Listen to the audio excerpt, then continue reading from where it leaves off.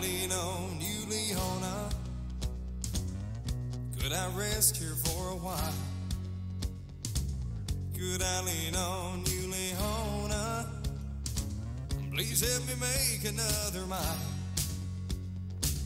Could I lean on you, Leona? Would you help me till I'm strong? Could I lean on you, Leona? Till I can't make it on my own. Hey, welcome back everybody to the channel. Old School with you here, and Disney Infinity back up on the screen. Alright, got some rest, which I needed.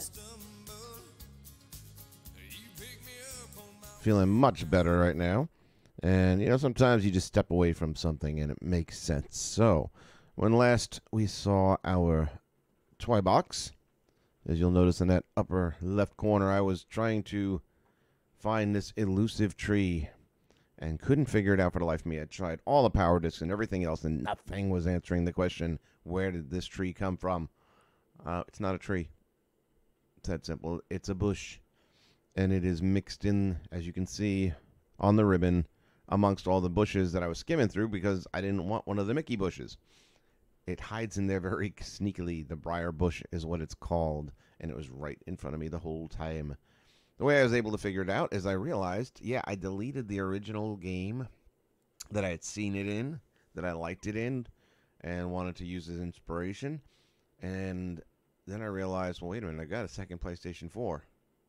And I hadn't updated it, so it should still be there. And it was. So, the mystery solved. And we are moving forward with the build, which I actually kind of cheated and started on. And said, oh, wait, I should probably stream this just in case.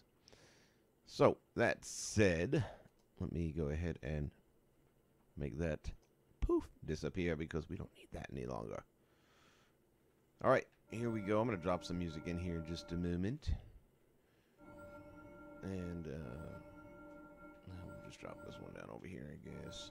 What we're going to do is kind of a blend between the briar bush here and those large briar trees that I like so much that give you lots of depth and just kind of make a good, eerie forest effect.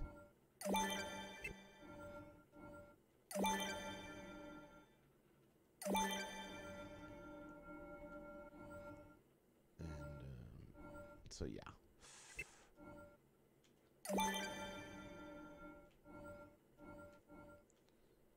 By the way, somebody was asking, the music I've been using lately as intro outro is Sawyer Brown. They were, I think they're still making music, perhaps. I don't listen to country as much as I used to. I kind of liked it for a while. I still like it. I don't really listen to much music at all anymore, to be honest with you. I don't listen to today's music at all. That's intolerable to me. With very, very, very few exceptions.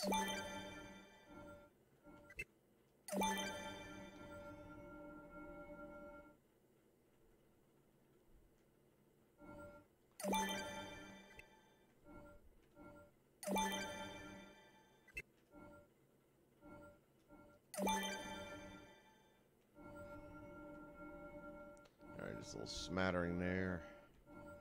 Let's say that's good. Okay.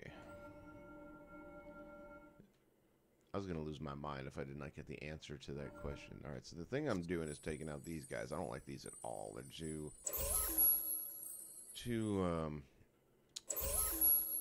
tropical for what I'm going for. These are tolerable. These I can use.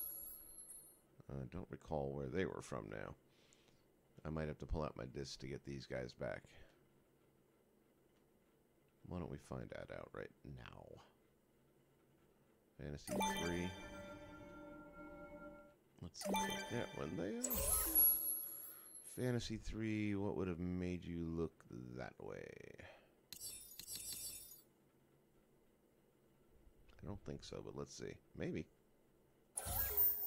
Nope. Dragon? Nope, although I like it.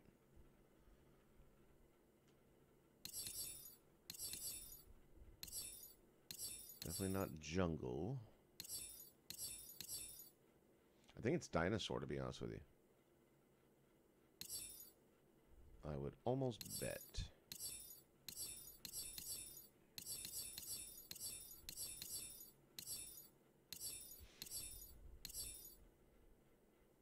Definitely going to be from a disc, though. Ba-dum-bum-bum.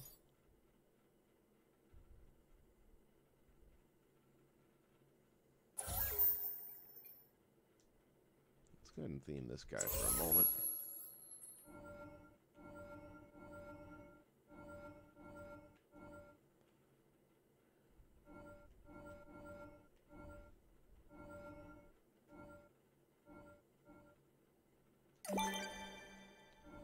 Only drop maybe a couple of this in there.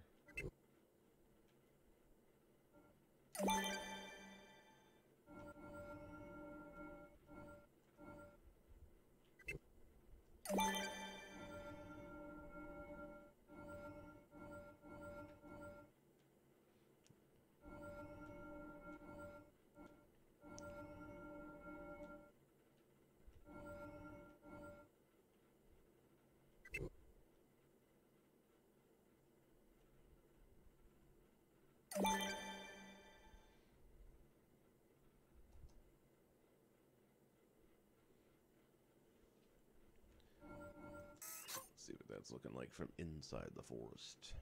Oops.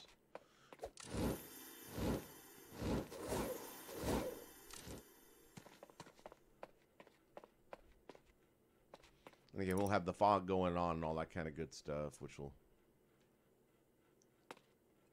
definitely lend itself.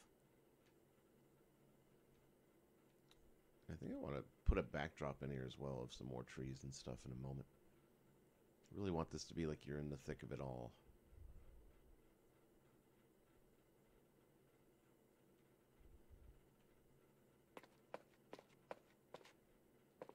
Yeah, I'm liking this a lot better.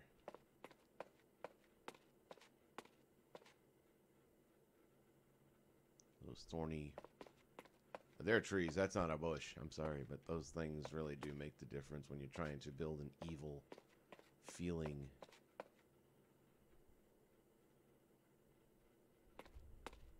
Like this one here. So, there we have it. Ba-dum-bum-bum.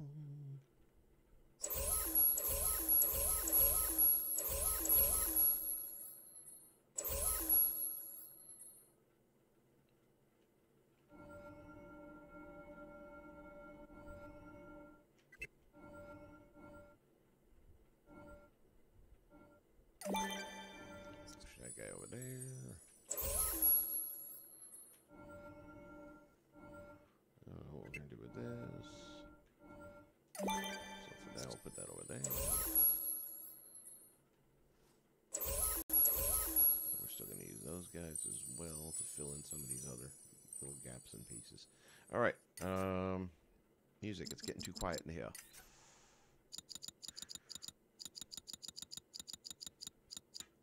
Even though I just got a pretty good amount of rest, I still have yawning effect.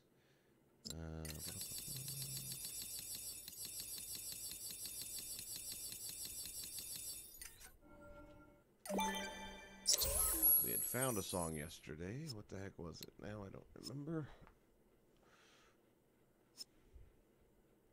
We wanted... Was it Intense? Defense Battle? I don't think so.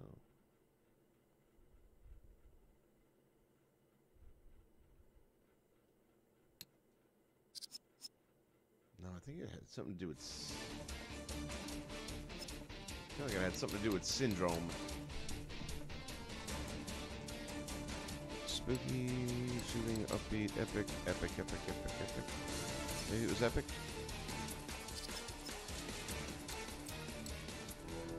Yep.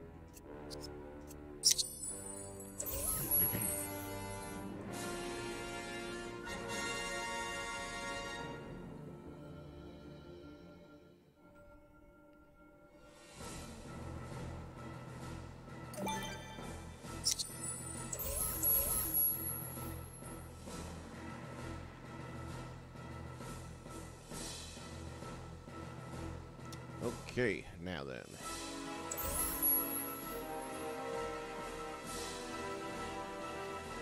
Terrain tree numero 3.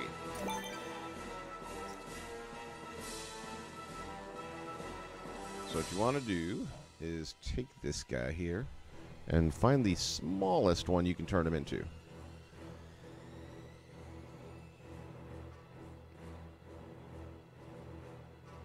And that's pretty small. Might be something smaller. Let's see.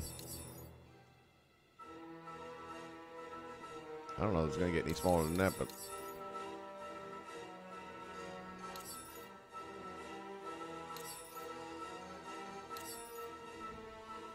Alright, I'm going to go with that. Maybe.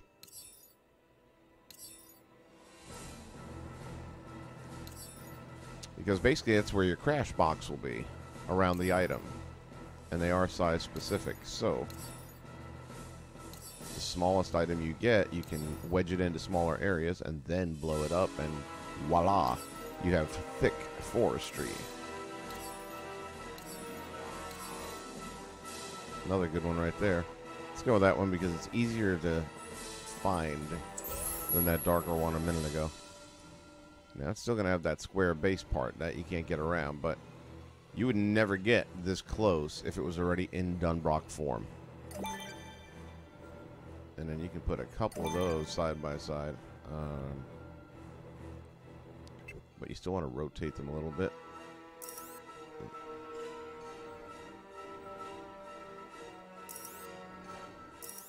Oopsie. It doesn't like it when you do that. Yep. So now that one's going to be a pain in the butt until I save and come back into it later. I wonder if I could put one down here. No, can't overload it. Alright, so that'll just stay there until I save and come back into it again. It's got a weird little glitch with that.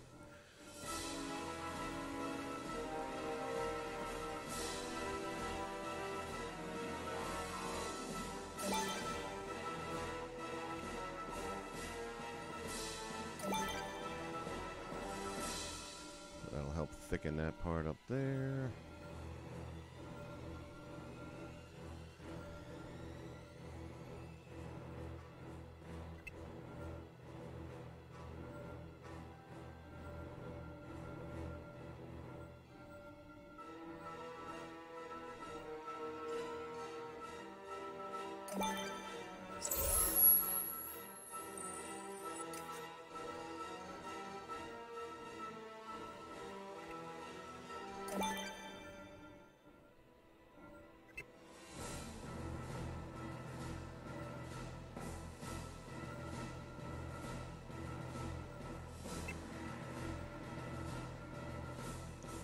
Alright, so let's start going ahead and theming this.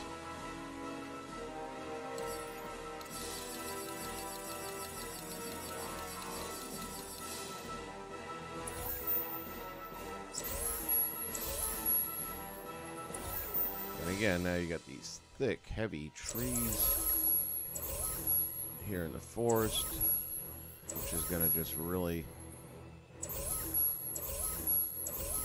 make this thing very dense and difficult to see through.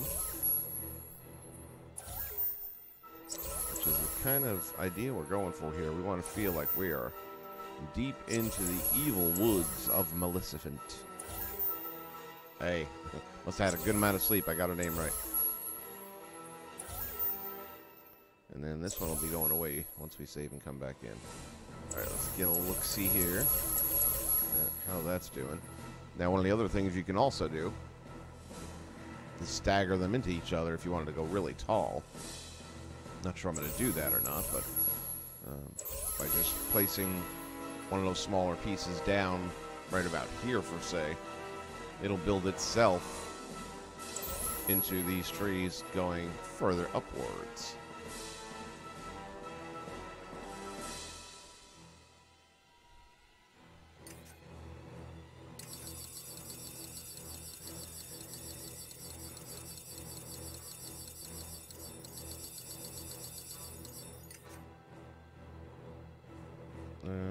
Supposed to be in trees, I think, for this, right?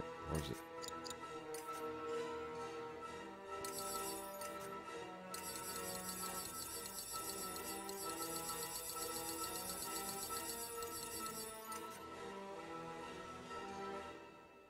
know I need train 3.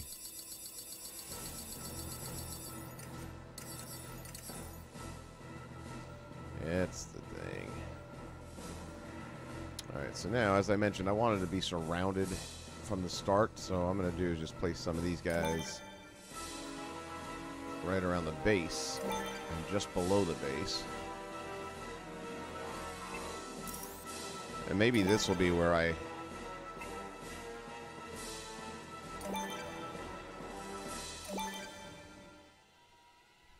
decide to go height with these guys, where I'll double stack, and you'll see exactly how it's going to look in a second.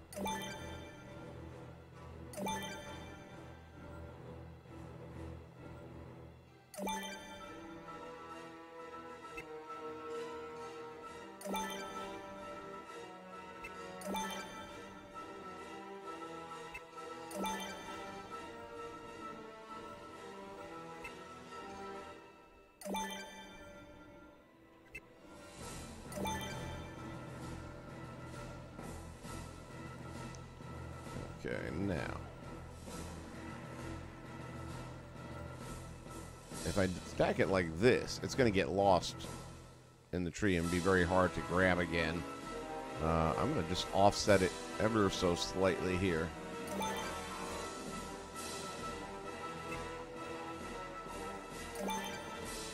But again, it's going to give us a little additional height, and I can go up higher if I want to.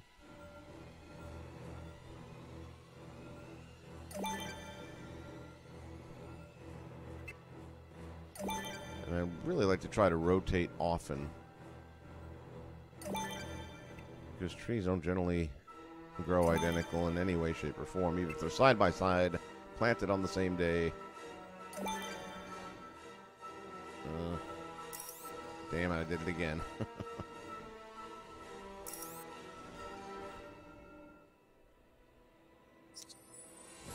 Yeah. Alright.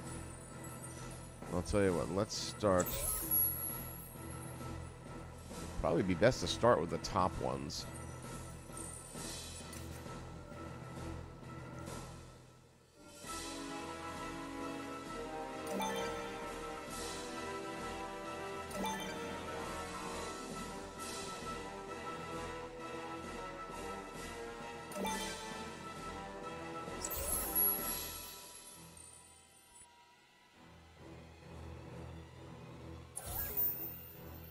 Okay, so that's up there like that. Now, hopefully this will work out well.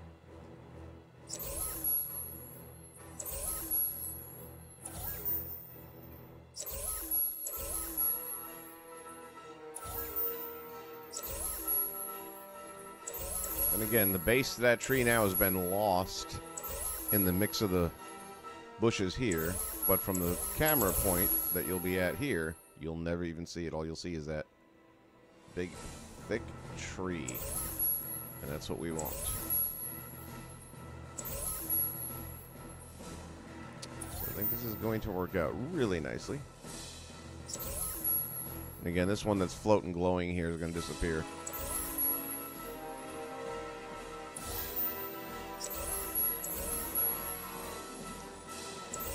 I'm going to just do all the top ones real quick.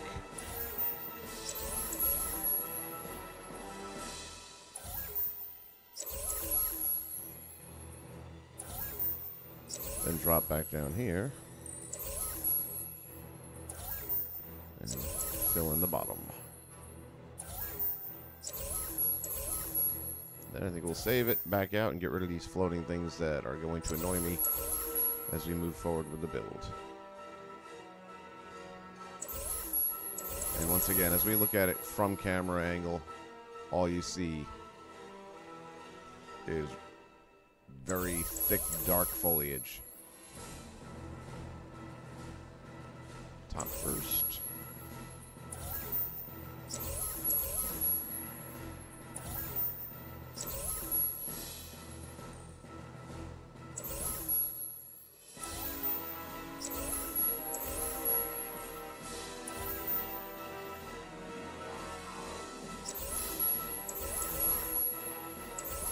Cannot believe for all the years that I have been playing this game and building sets and things like that, toy boxes, that I never used that briar bush before.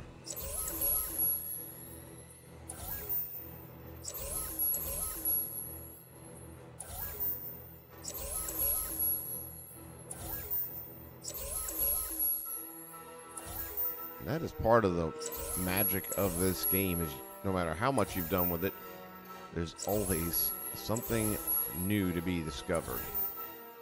It does not matter that the server is down. It makes no difference. The game itself is still entertaining as heck. And if you are of a creative mindset, then you have to have this in your collection.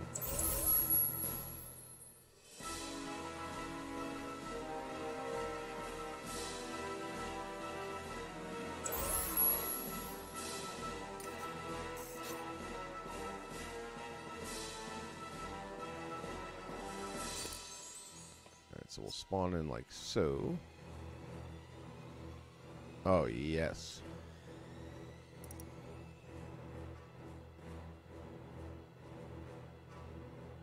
That right there is what I'm talking about.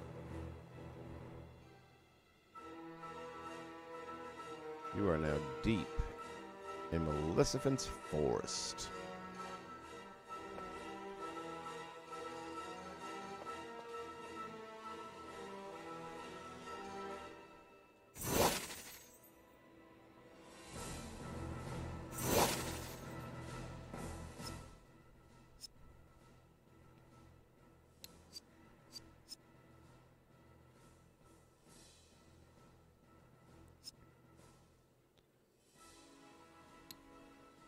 Might as well go ahead and change this thing out now because I know what I'm calling it finally.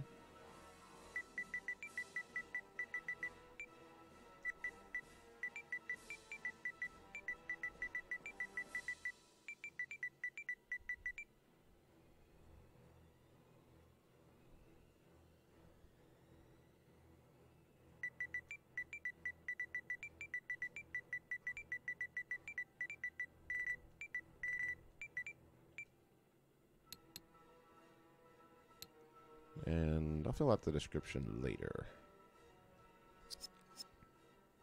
Once this toy box is complete, I'm going to go ahead and do the backup file that I will be posting to MediaFire so that you can download it if you so choose. And then you'll have access to over 100 and probably 180 different toy boxes that I've got here on the save.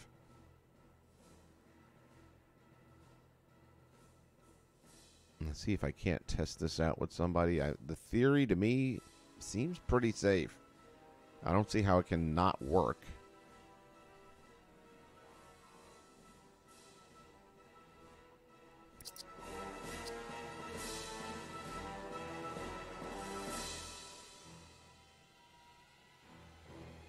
And if you're new and just getting into the game, then it's perfect for you because you have nothing to worry about overwriting.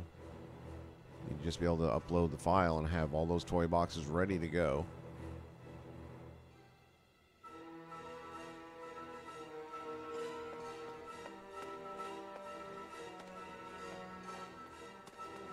Alright, let's come back in so that we can get rid of those floaters. Toy box. That didn't sound good, did it? Yeah, it's usually something in the bowl that didn't go down. Toy box saves. The Forest of Shadows.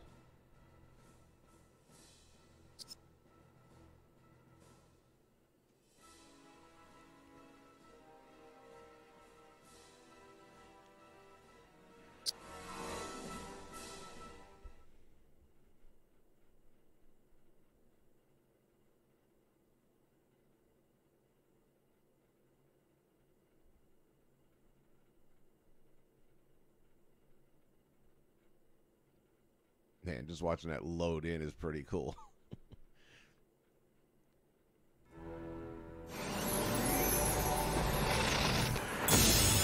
You missed me terribly, didn't you? Oh, yeah, I did.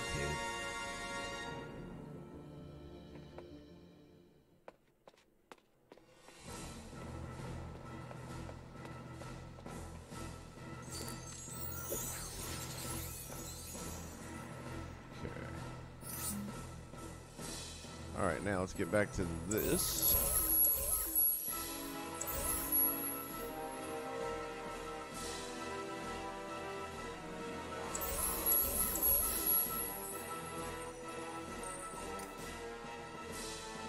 Actually, let's go this way, because I already have a couple set aside.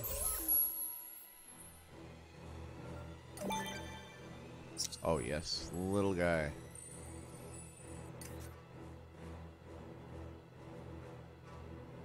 I think that was him, right? Yes. Has to be.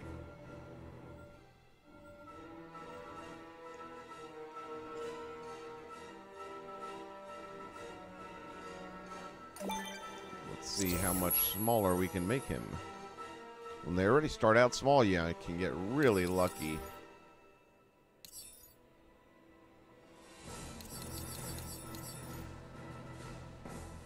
Oh, we also have that.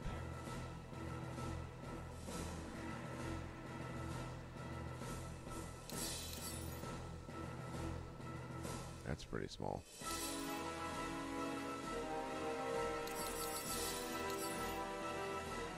Oop, too big.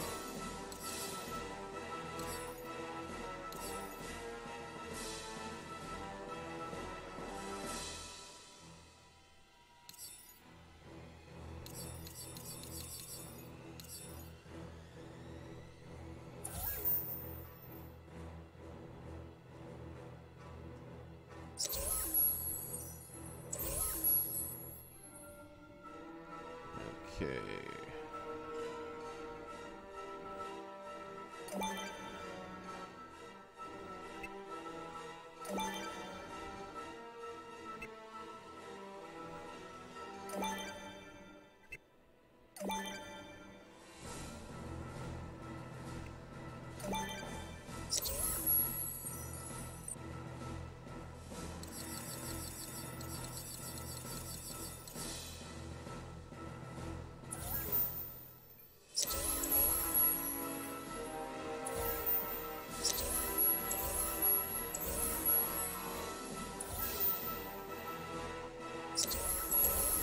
This is just going to, again, bring a lot of depth to this forest, which is the number one thing. I just want this to be the most enclosed, suffocating forest I can come up with. And with the variations of the thorns from the bushes here and from the Dunbrock scraggle that goes on with those guys to the overwhelming thickness, it's just going to really place you in a pretty tight spot, I think you could safely say.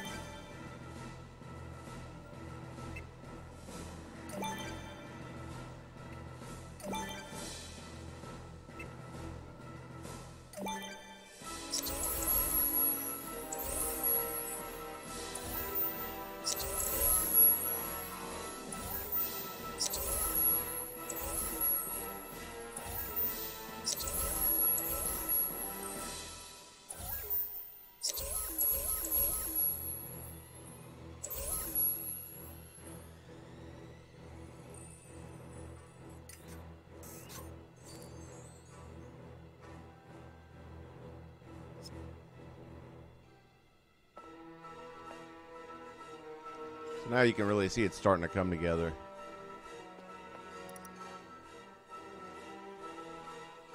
If not for that wide berth opening in the front there would be absolutely no idea which way to turn. And that is pretty much the idea. We want to create a path of likeliness, although this is actually still pretty open. We may have to put another part or two down here.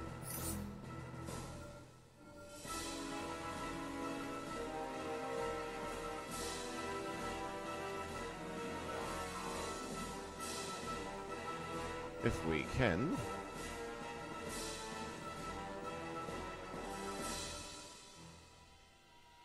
You can get one in there.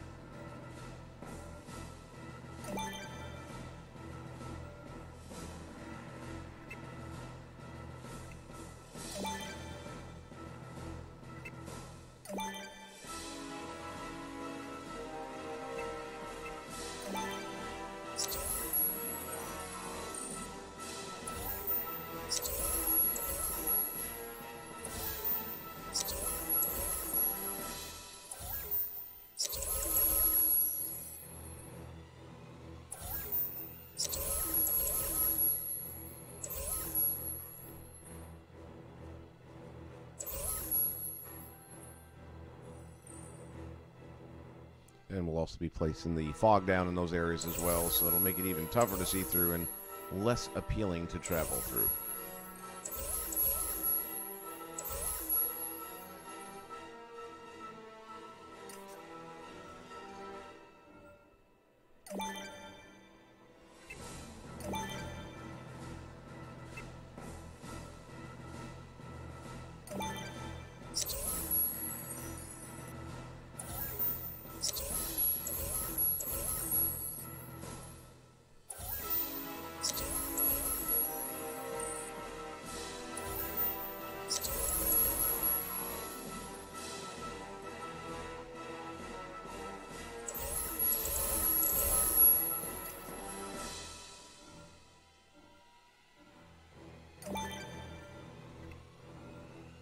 Let's see if we can wedge one in here somewhere.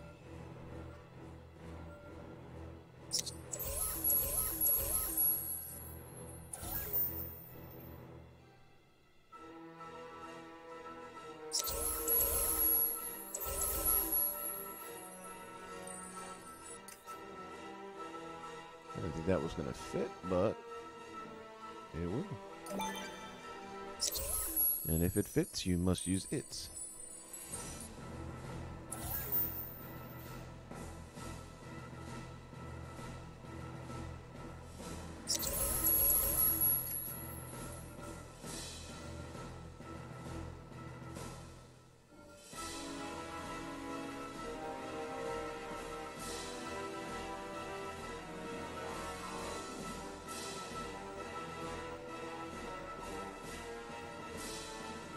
Okay. I'm feeling pretty good about the back section here. Let me see if we can fit this guy in here somewhere.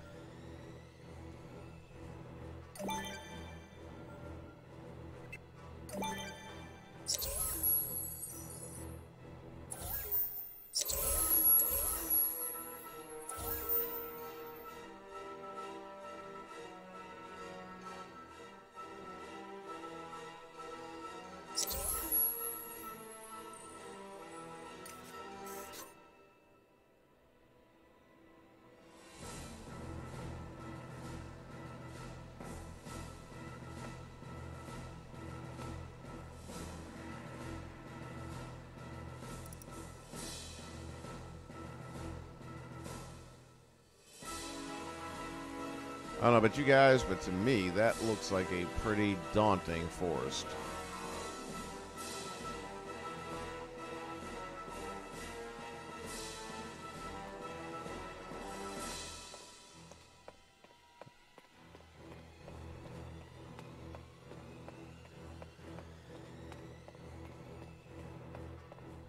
We will be doing more in the way of the forest as this build goes on, but in order to do that, I've got to fill in the other areas here and figure out what I'm doing with them, and then I can build the forest around that. Not everything here may end up getting kept.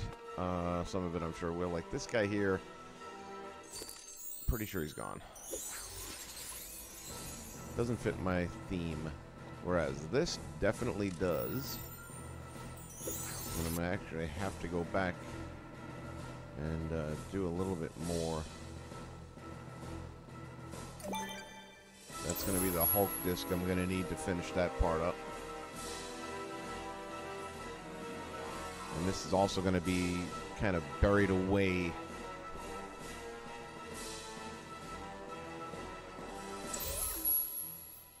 I'll leave that there for the moment. Why don't we start to get a clue as to what we want to do with this. I'm going to have to move you, though, because you're going to be too close there. I can see that already. Matter of fact, maybe it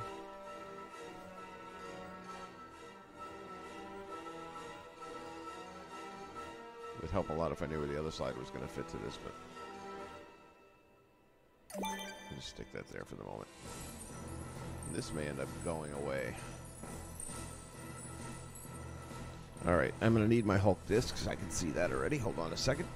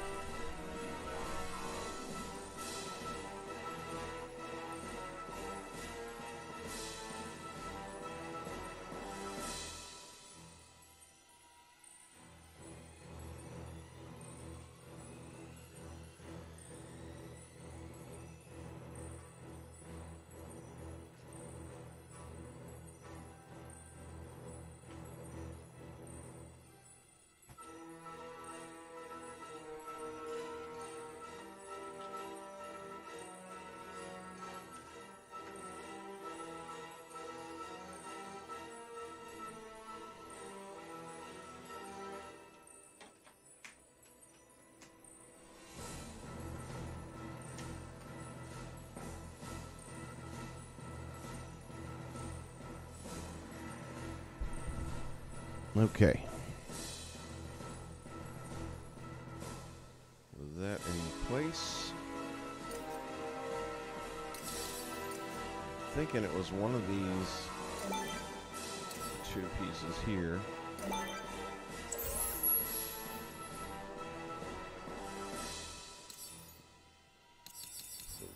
Let's go this way.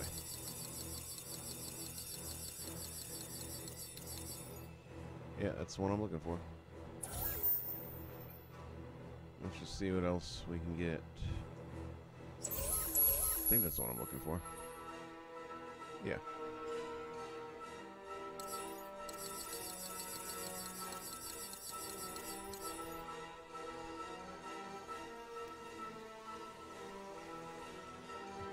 Use that for a few moments here.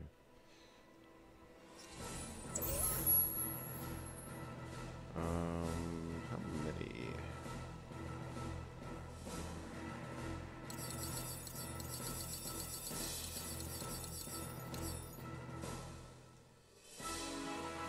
Let's go with this.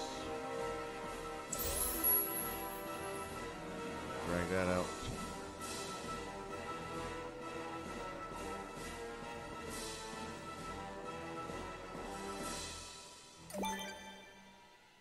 Over here, actually.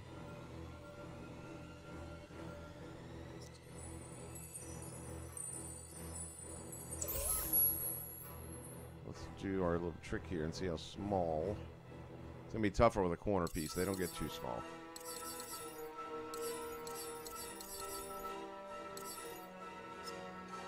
Oh, no, no, no. That's not bad. That is. Let's see what we can do with that.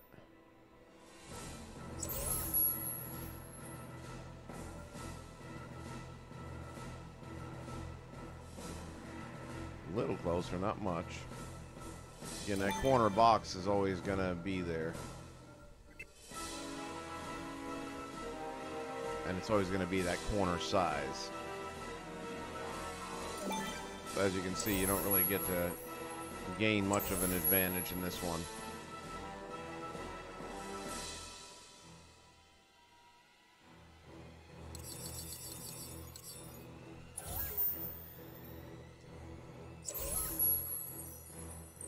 That's a cool effect, and I like that.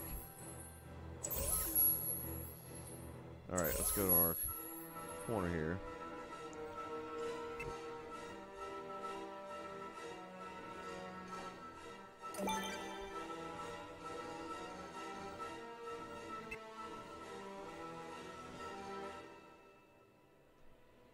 And I may end up having to build out this corner differently back here.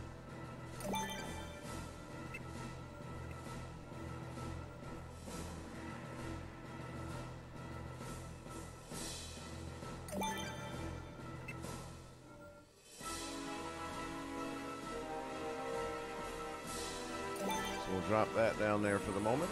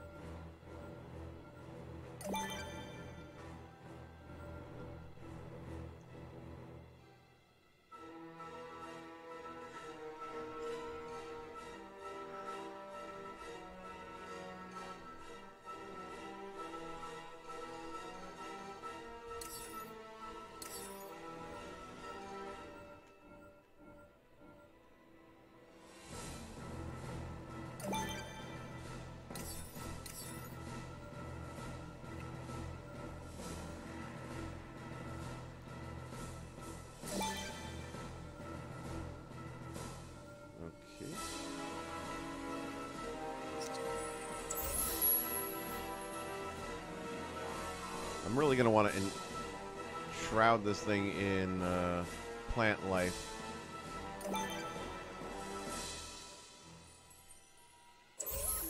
So I'm not entirely sure what that's going to look like yet.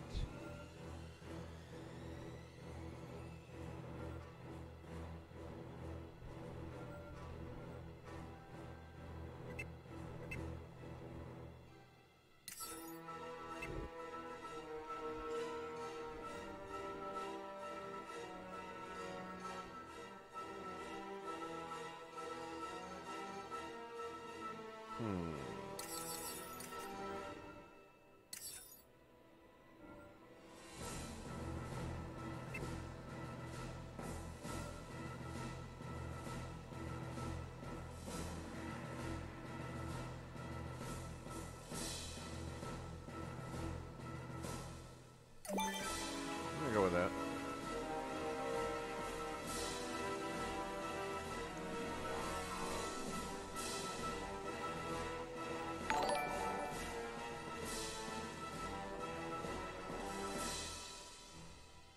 Spray on Springer, thank you so much for the sub. I appreciate that.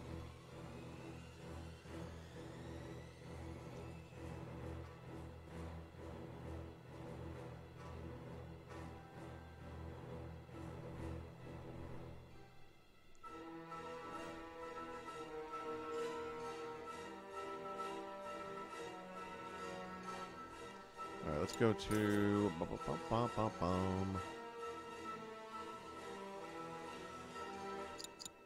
I need platforming. I was once again reminded of something I totally forgot. And that we have some of these guys here in the platform world that we can do super cool stuff with. Like this guy.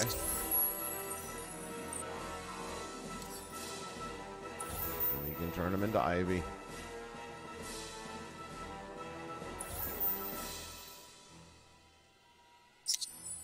So now let's see if we can... Oh, come on, man. Alright, well, we're going to try one of our cheats then. Because I really want this to work. We're going to try a couple of cheats. I'm pretty sure one of them will work. We'll start with the obvious and the easy. And we'll presume it's going to work, so what I'm going to do is just make it ginormous to cover the whole dilapidated house.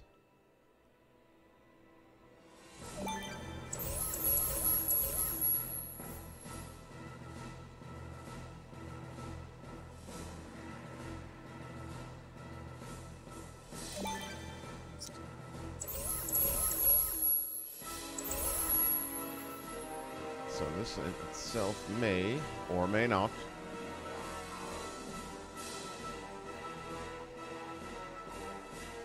well, that's going to be in the wall is a problem anyway. You won't see it. Alright, well, I may not end up needing... No, we'll get rid of this. And you can't connect it to a path creator, which is my other thought. Okay, I have a B plan. Watch me work.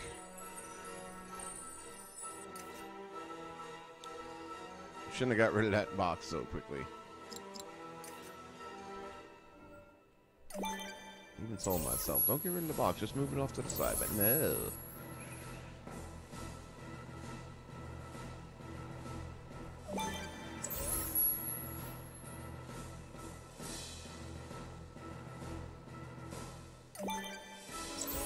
Now on this one it should work, and if it doesn't, this other plan of mine will definitely work. Just a little more time consuming, but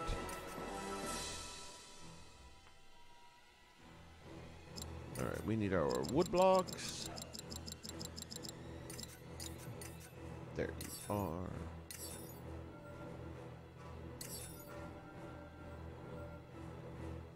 Yeah. Oh man, I thought for sure we got by with that. Trigger box, you are letting me down today.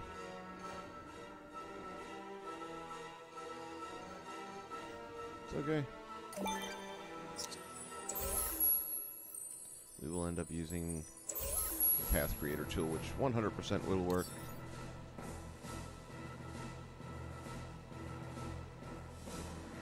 Let's see if there's something that maybe works a little better than the red brick. Red brick is too red comparatively. See, I'm liking that better right there. Dungeon is going to be it.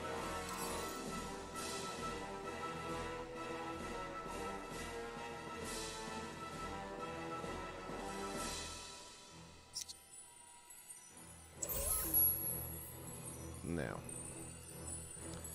our Path Creator tool. I haven't had to do this on a few builds now, but let's see. And again, if anyone is new, this is one of those ways that you can cheat and have two items in the same place, even though logically they don't, from a computer world, want to be in the same place. Now what we're going to do is put it on a path.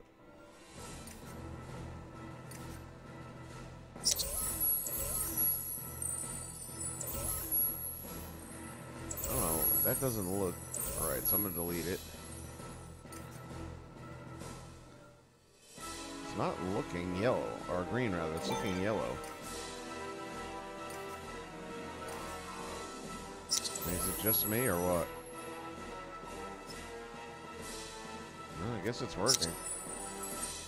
Just looks awfully yellow.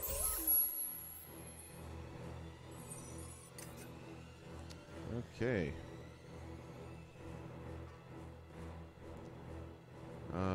Ba-dum-bum-bum. So we're gonna go like that.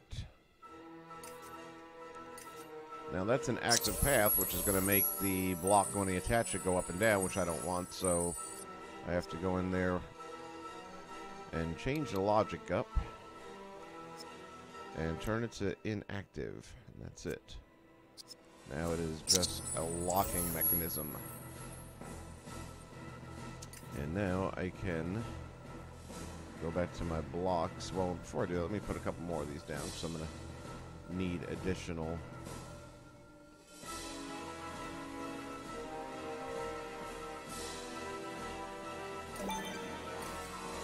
And it doesn't really matter if I go up or down so much.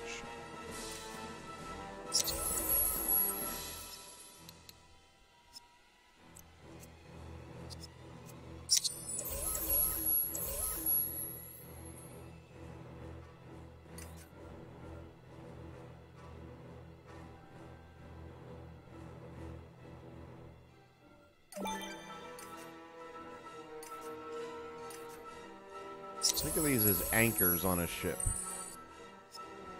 That's what they're going to be doing. They're going to anchor it down. Is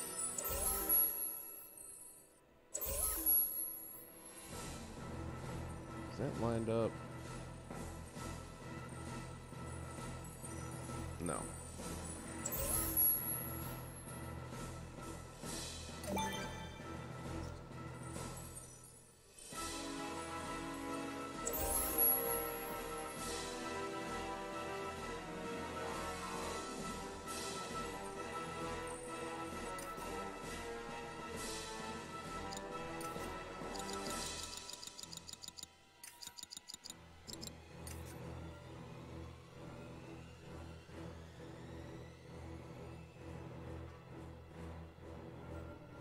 Won't need it back here because I got so much space between them. I'm good. Alright, so let's start laying some of this block. In this case, we'll go this route.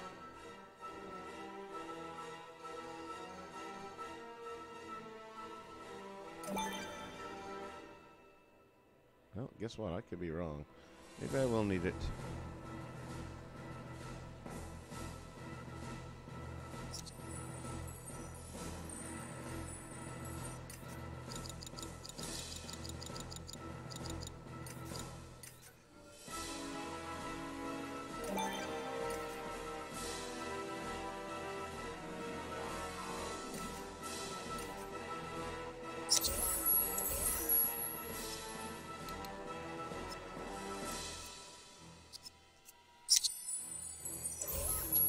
So let's see how this is going to work.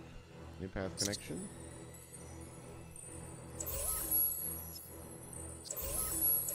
Then we take our block, because we don't want it centered. And we go to our properties. Speed doesn't matter because it's not going to do anything. We do want it oriented along the path.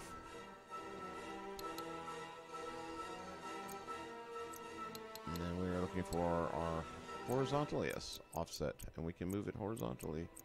And we can even have it collide into the other building part now, where it wouldn't do it a moment ago. So that's how simple that's going to be. And that will kind of create a completed wall effect.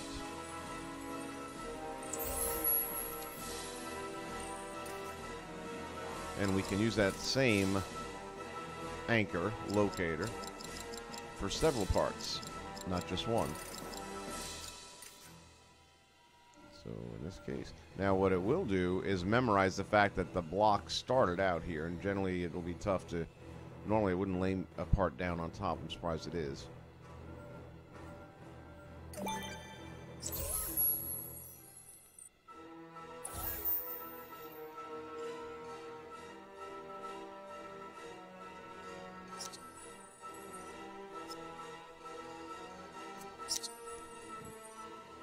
do is pull this out here. The reason being, wherever you start the block from, like if I start it here, once it gets snapped into position, memory-wise, it's going to recall it being here. So if I want to then go and put some interior furniture in here or something like that, won't be able to because it's going to think the block is there.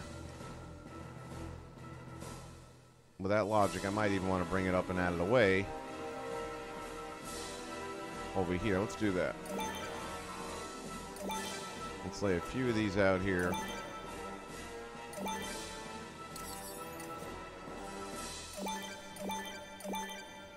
Might not use all of them.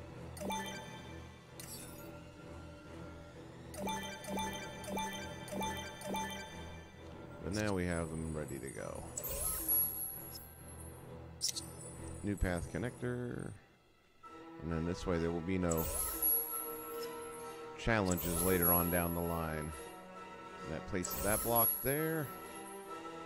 And what we're going to do with this guy, again, is go to our horizontal.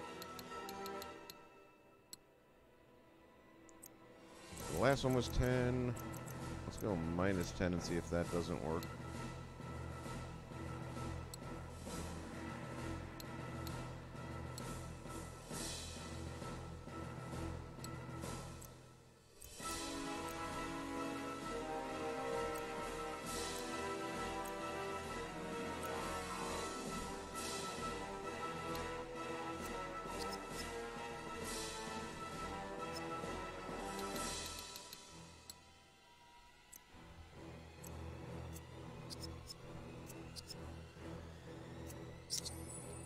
That collide just enough. All right. Now the reason I was trying to be a little bit more precise with that, and I'm going to be with this one,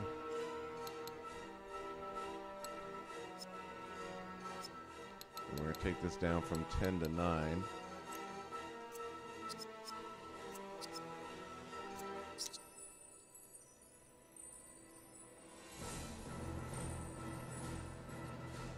Is because when I put the next block in here,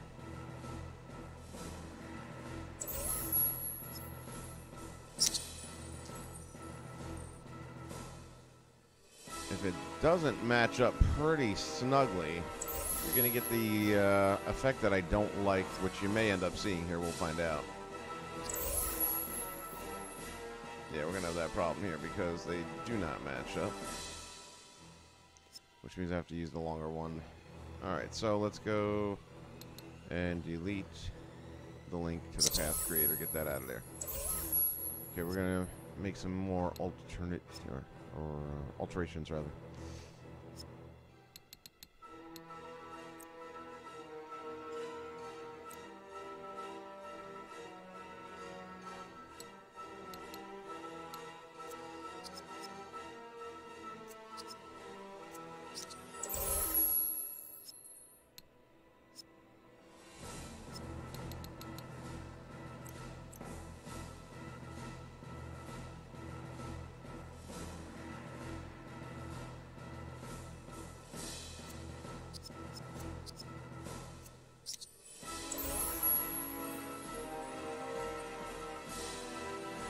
Okay.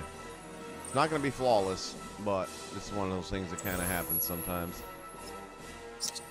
Once we put this in here, these 3 blocks now will overlap at points, and those overlapping points kind of give you this jittery look. It's not terrible, but it's not desirable either. But you can kind of see it a little bit there and a little bit there. I'm hoping that once I put in the ivy and stuff like that, it won't be as visible. And that's what we're going to bank on. Which is the big reason why we're putting this stuff in here in the first place, is so that we can put ivy on the house.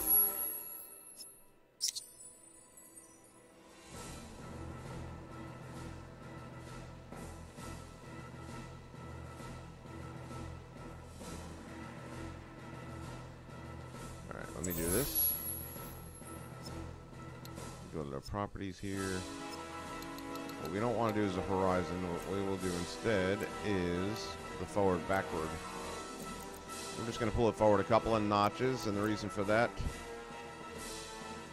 is it'll be easier for us to grab the other parts as we bring them in. And if we don't do that now, then it's going to be much more difficult.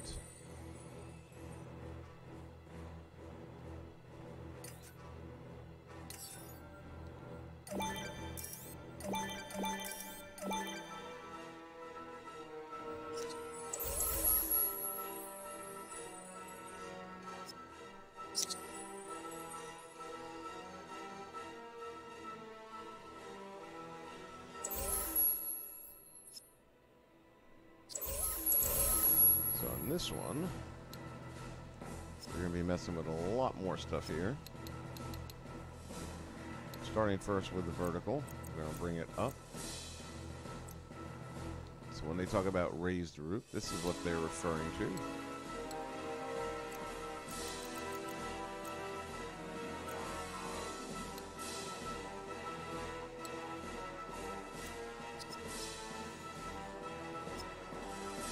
Now this one's not necessarily going to go all the way over.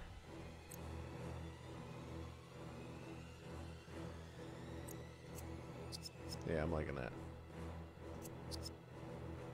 Again, this is just basically giving me a flat surface that I can put the ivy against. And because the building's already kind of in decay, I don't need it to look pretty.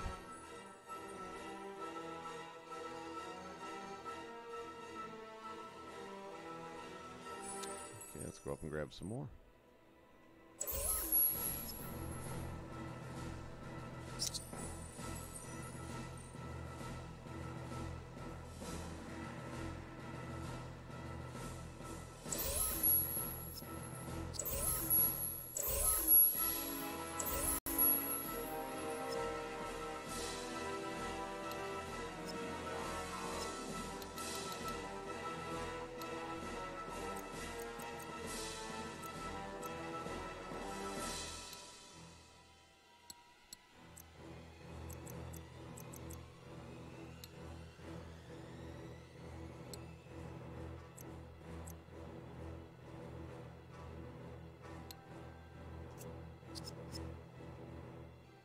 I think I'm going to bring it back a notch.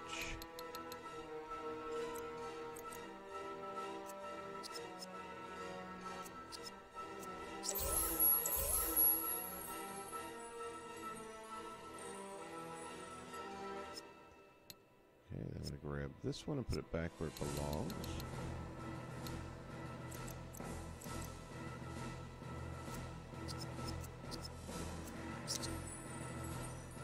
Now we've kind of built that back wall up, so let's see.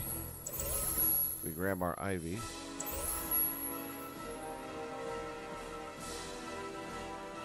And really, we can put this on both sides. There it is.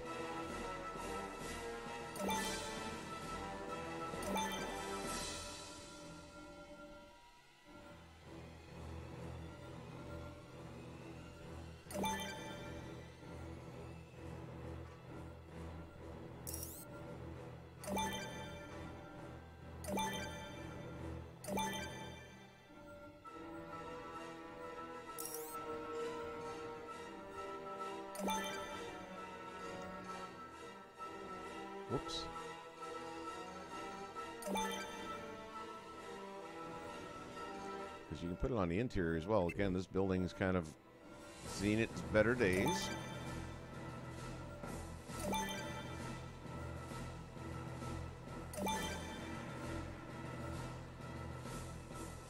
And it's going to help tell a story all by itself.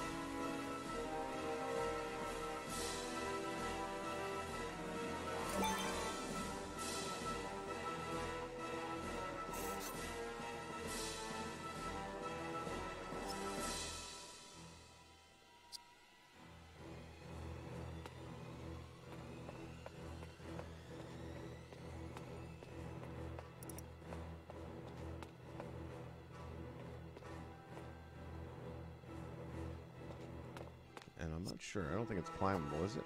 No, this is just barrier.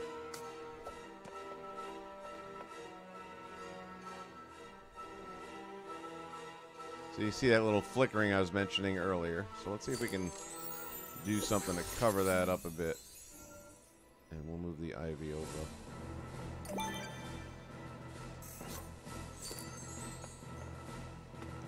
Well, it's a little bit better. And like that ivy there is covering that section. Then you won't spend a ton of time in there anyway. It's just the best I can do for aesthetic purposes. I think I'm going to leave that opening just the way it is there on the side. Well, I don't know. Did I put a... No, I didn't put one down. Yeah, I'm going to leave that opening there on the side.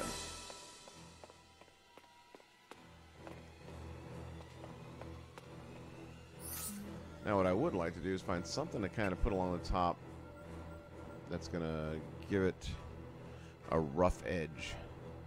Kind of like the rest of the stuff does. So let's go to our decorations, I believe. Yeah.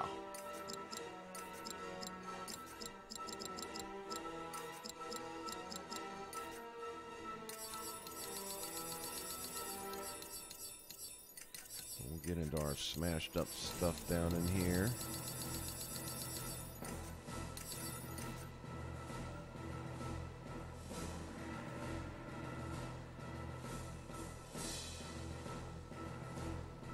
I'm going to put this down here. I may not keep it.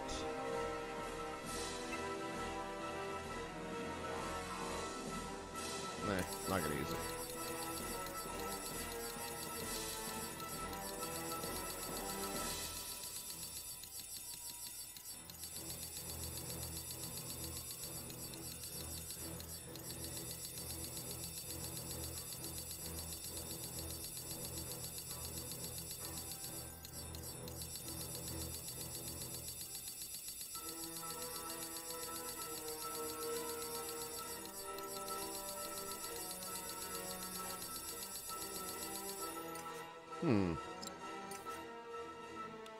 Thought for sure it would be there.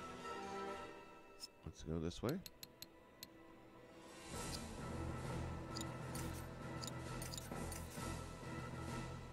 Don't think it's Marvel Battlegrounds, but maybe.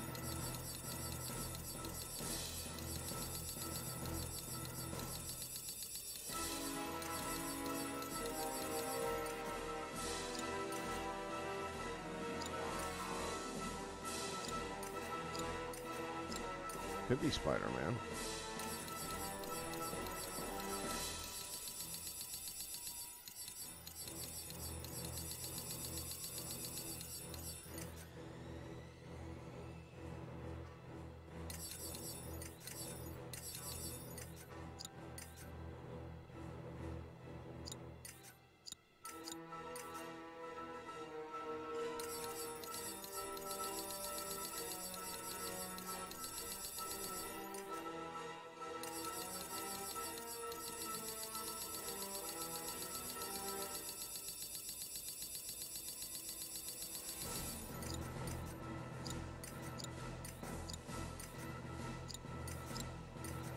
Avengers, perhaps.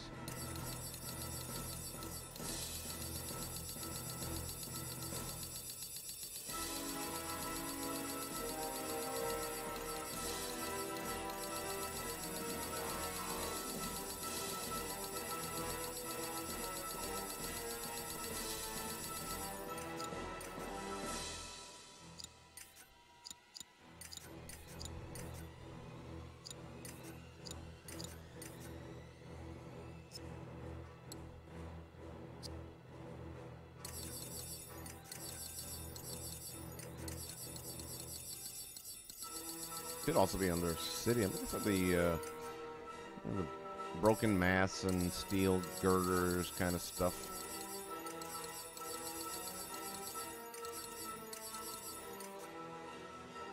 There's an interiors version of it as well. We can bring interior stuff into here. I just don't want to deal with that. And I know there is definitely rubble to be had here in the exterior. Why I'm not finding... Oh, wait. Excuse me. Exotic signs, trees. City. It's got to be in this. Got to be.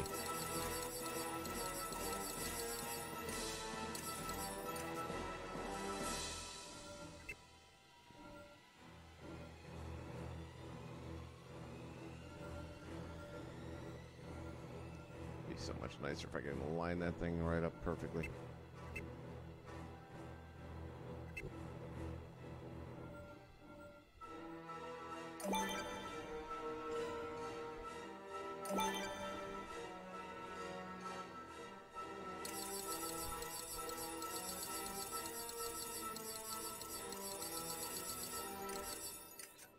Oh, yeah. Like the Kool-Aid Man. Oh, yeah.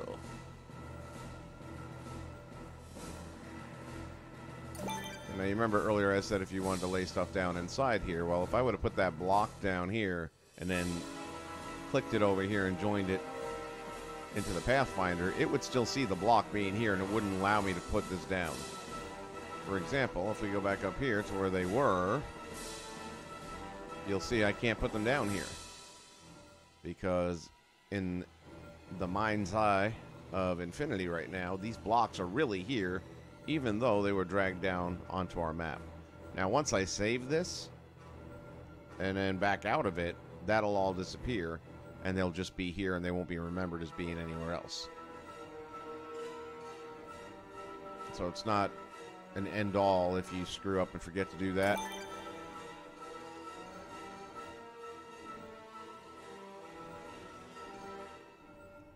Fit there. Oh, come on.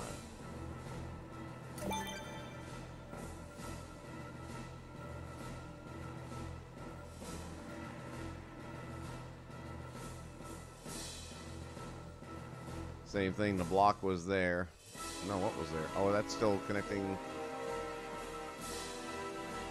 It's memorizing something being there. I think we put a short block in there at one point or something. That may go away after I save, although it's doing it for all of them right now. I'm not so sure what that's about. Alright, we'll put that down there anyway.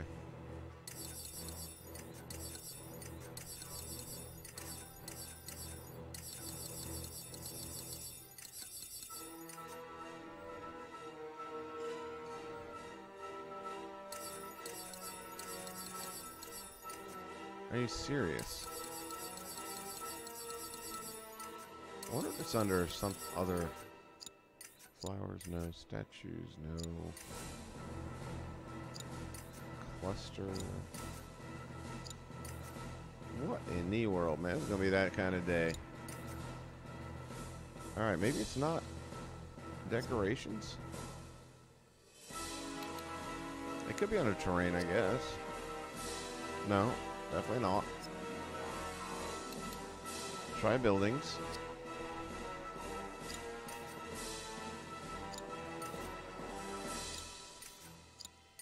City buildings.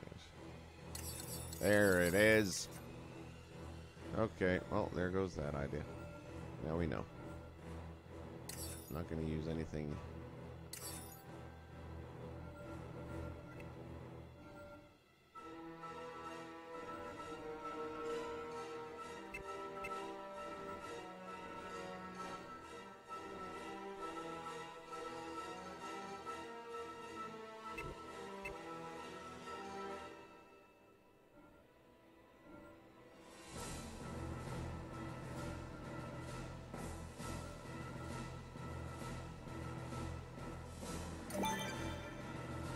Drop that there.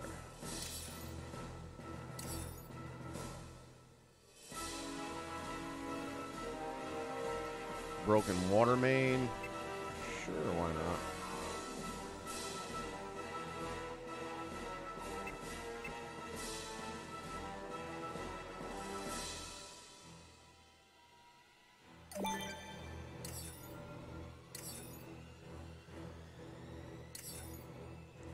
This is that wall thing that I was looking for, but I don't know how that's going to really work out here with this. I could put it up there and get rid of the ivy. Or move the ivy down below.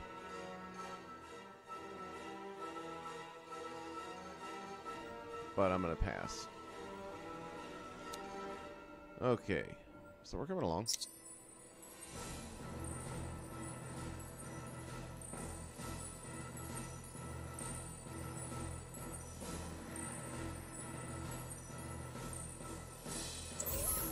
come on back up here.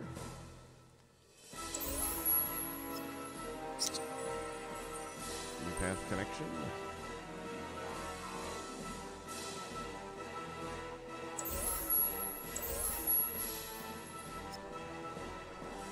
Connect that there, and as you can see, we're going to have to rotate it. So, come here, horizontal, vertical, forward, rotate, 2, 3, 4, 5.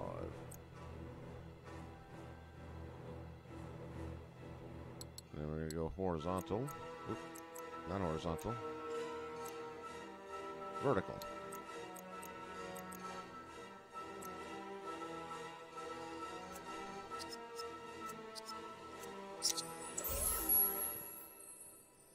And then we'll do that again.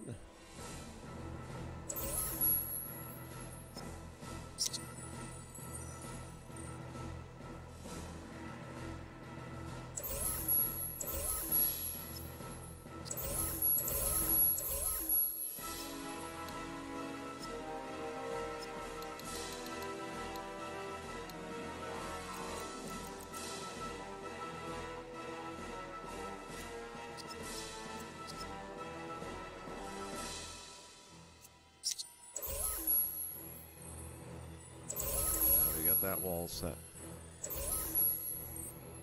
Gonna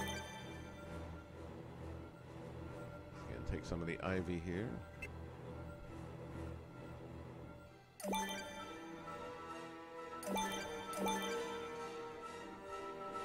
And this time I think we're just gonna do the. Oh, what happened there? Won't play with that one. Won't play with that one. I was gonna say I was gonna do the whole wall, but it won't let me. That's all right. We still have a good effect right there.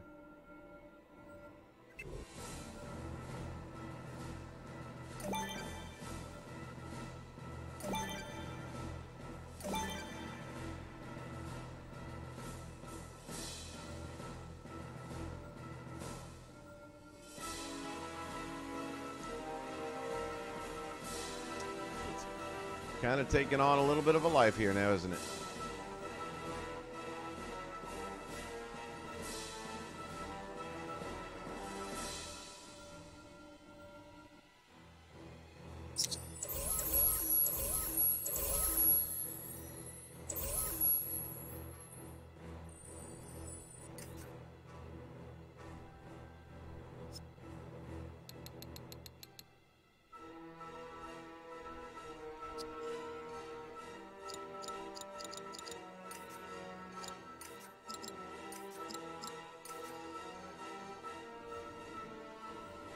Back up here, hopefully.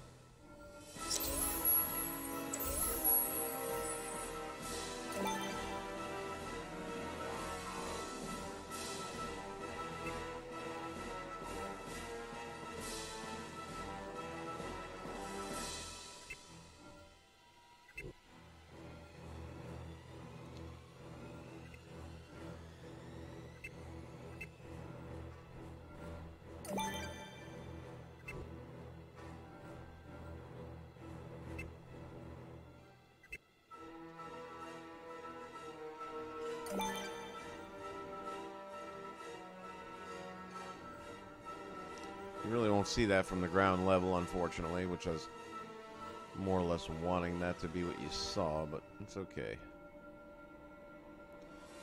Since Maleficent does fly, there'll be opportunities for it to be seen.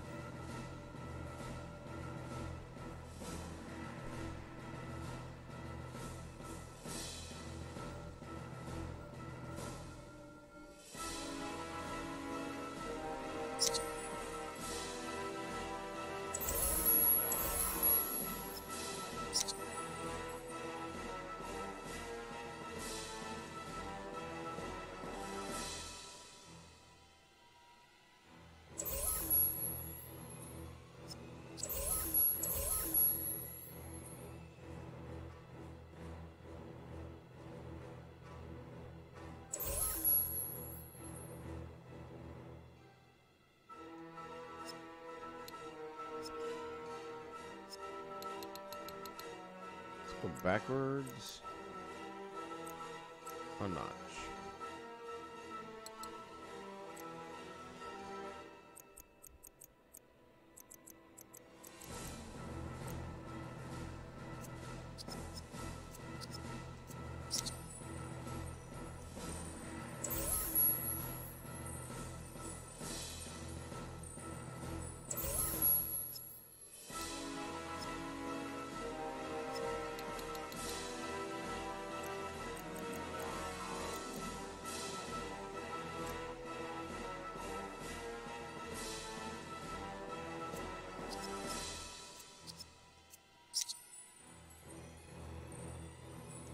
Now, if I wanted to,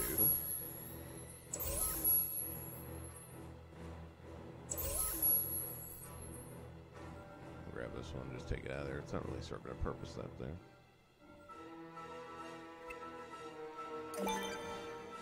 At least here, it does add some texture.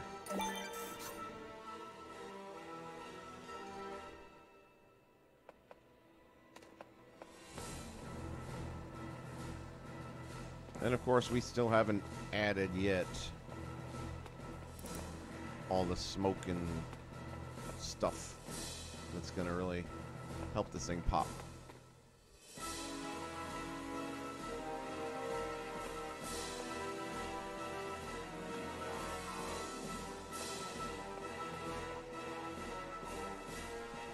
This is my house, darling. Do you like what I've done with it?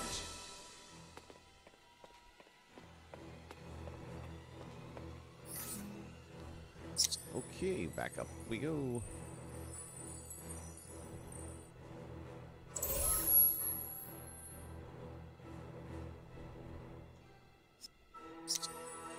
Path connection.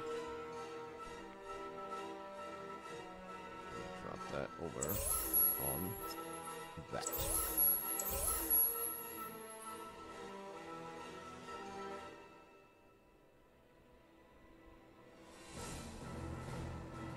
I think I'm just going to leave that one right the way it is.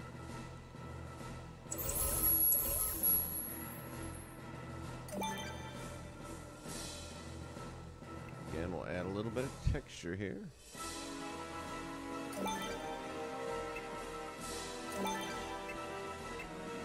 Ah, man, I thought I could sneak that in there.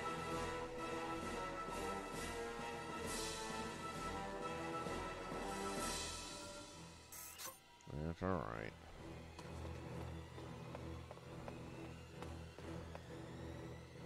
Coolness. All right, Ivy.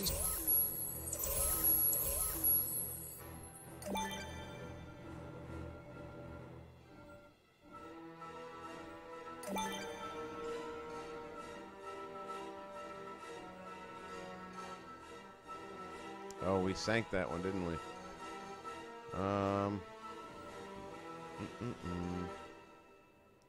I may have to pull it up a notch. But if I do that, then the texture part on top won't line up properly. This is a conundrum.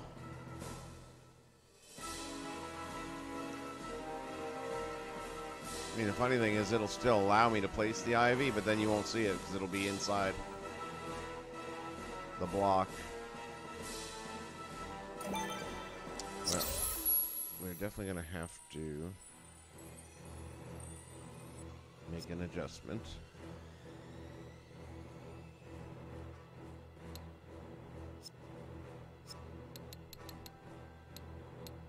We went forward 1. Then go forward 2. As long as it's an even number, then we can get that ivy to work.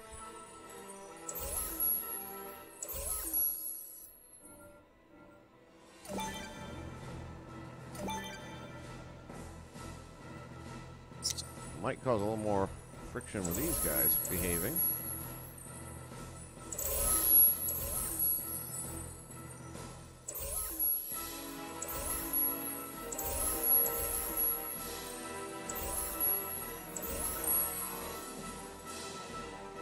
There you go.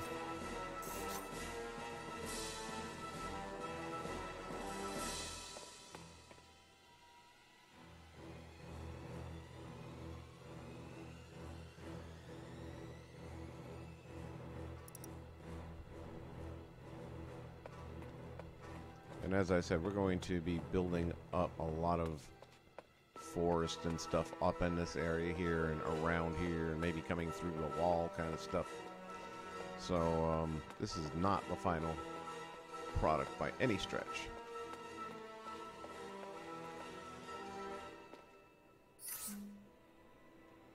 So now that we've got that part done, let's go back to our plants. Actually, why don't we do it this way? Make life simple.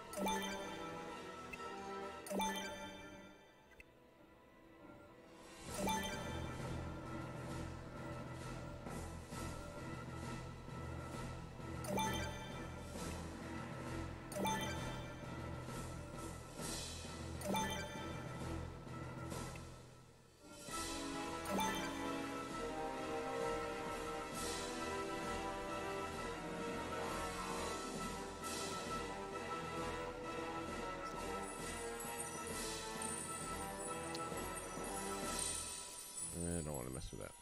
Let's just go to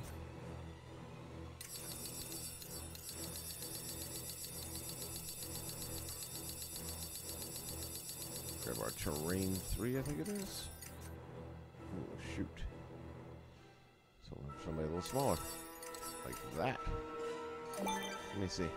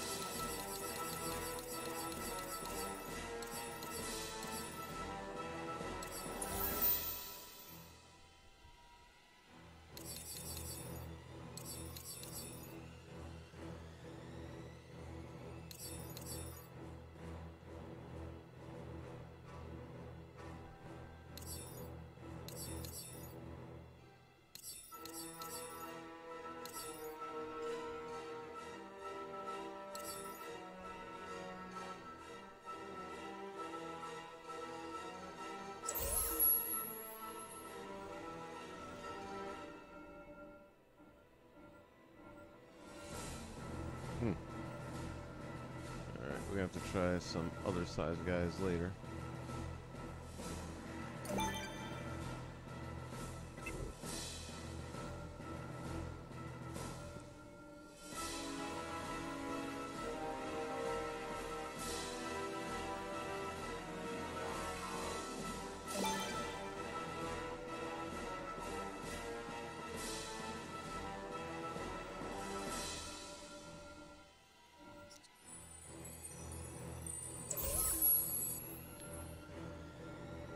See if we can get, yeah.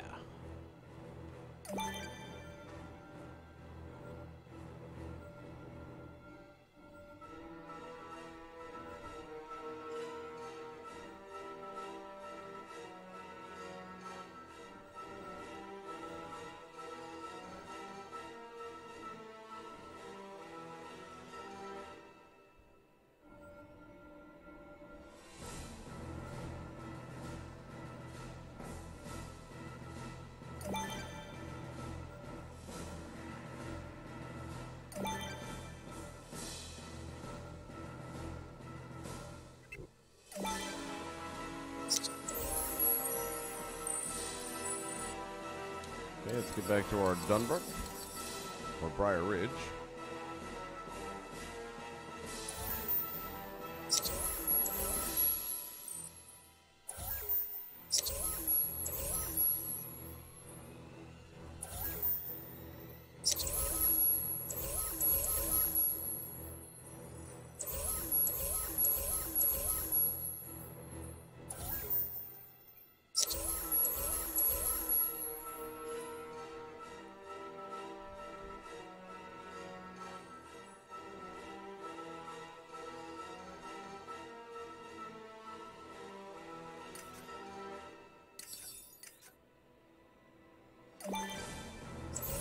See if this is the piece that I am looking for.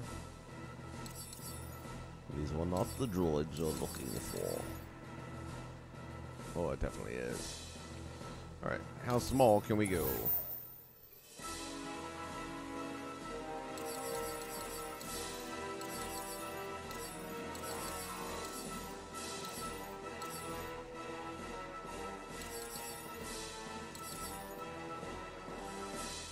Oh, that's that dude over there. Never mind.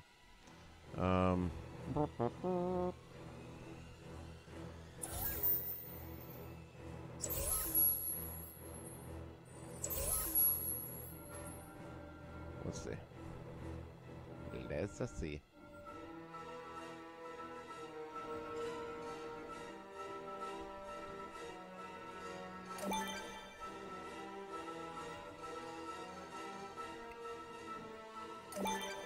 I think I'm gonna like this part.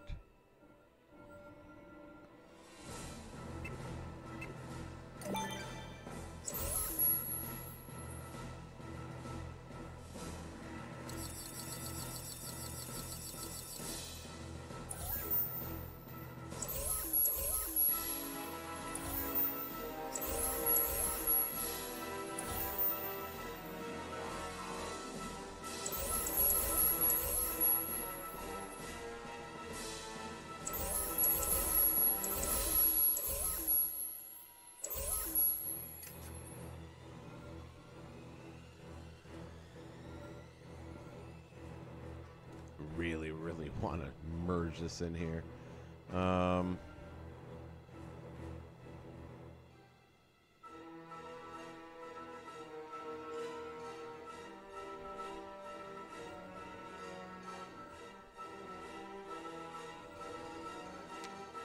There are ways, but at this point in the build, it'd be tough to go back and make the kind of changes to make it happen.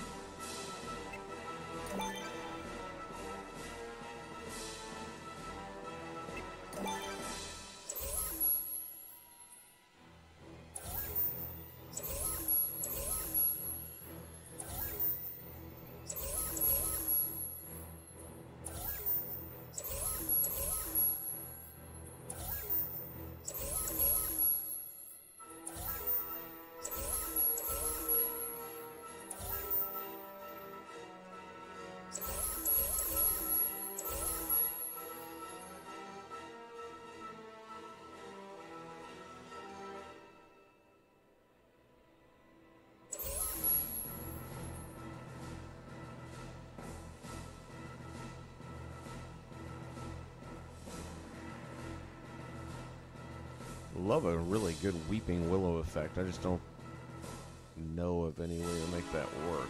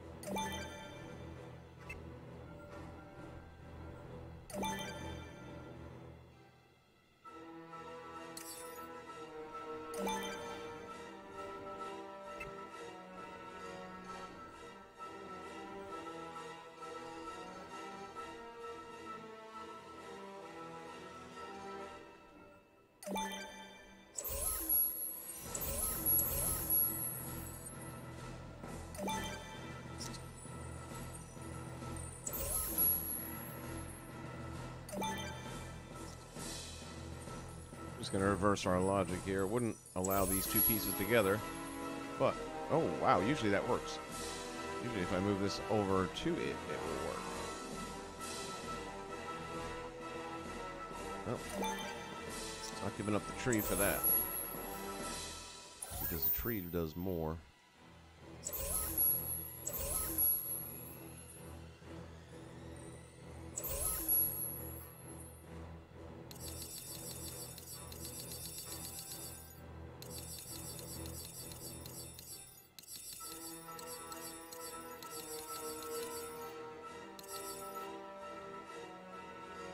Is that what it was?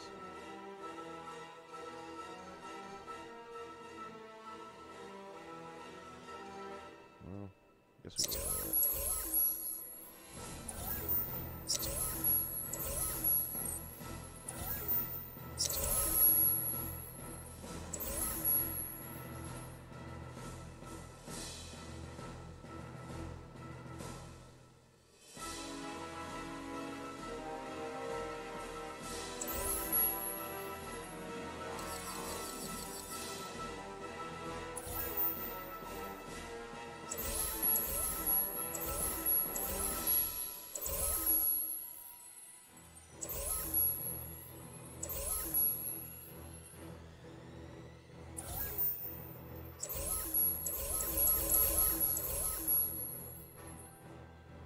Go. Now you're talking.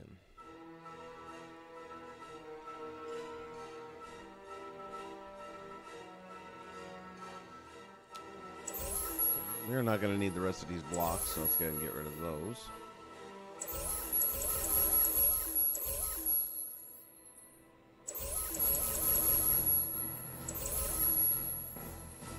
I think I'm going to save it right now because I got a lot of time into this, and God forbid anything happens.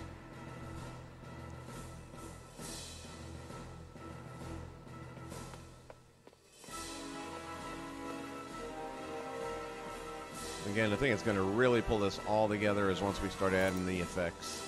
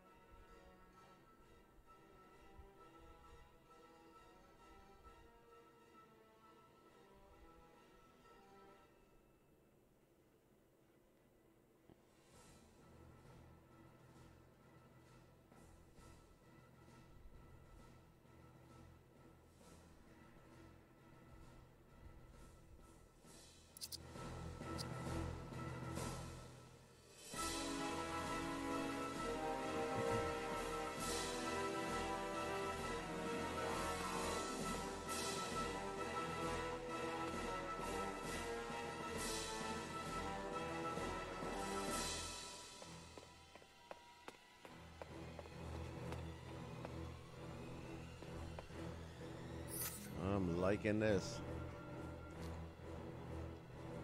And we're going to add more forestry in here as well. It's going to be a lot of forest. No doubt about that.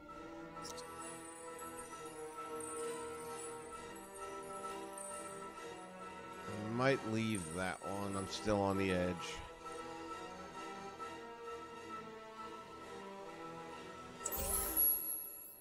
Alright. Why don't we build up the forest around that dude?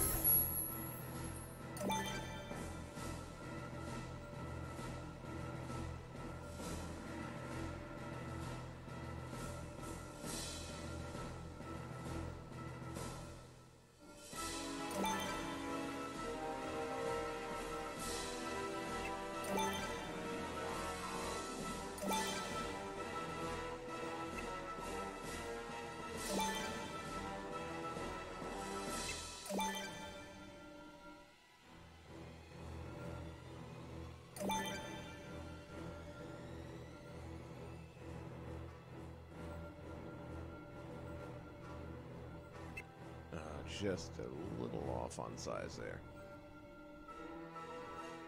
It's all right.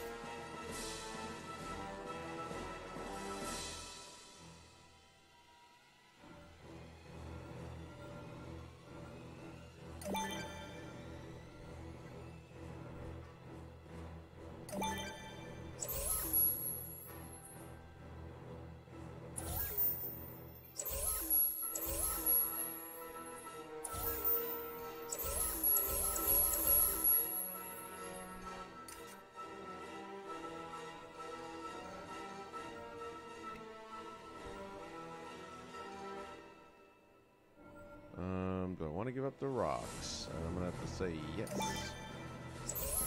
Emphatically.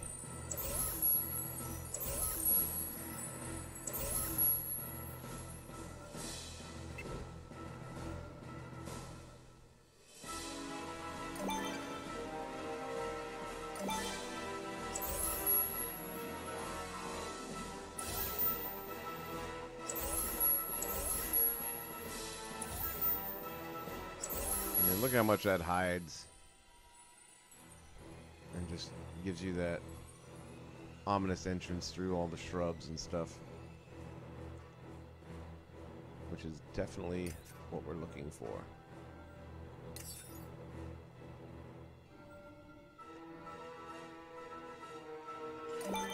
Here's what I will do. I will swap you. Move you out to here. For the moment.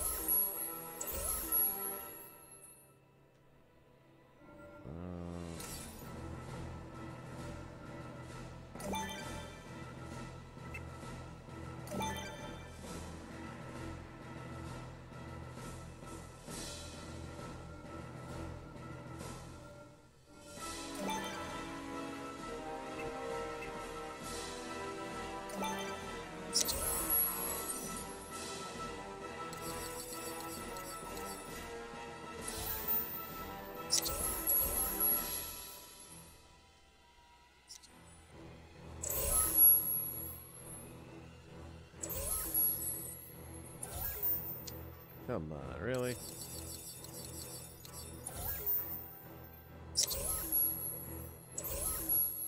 Oh yeah, it's starting to come along.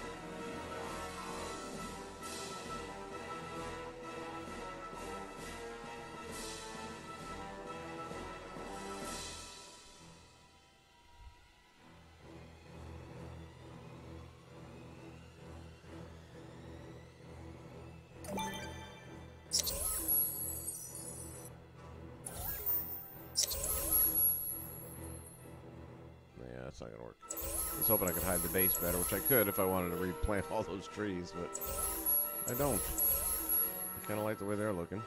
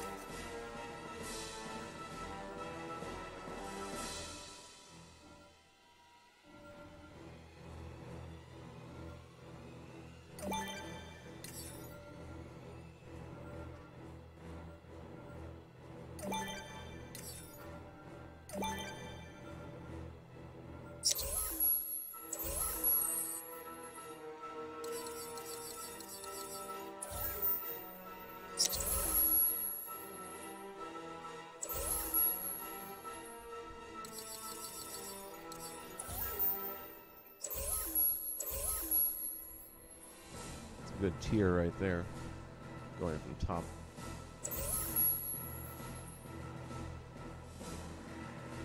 See if we can replicate that on the other side, maybe.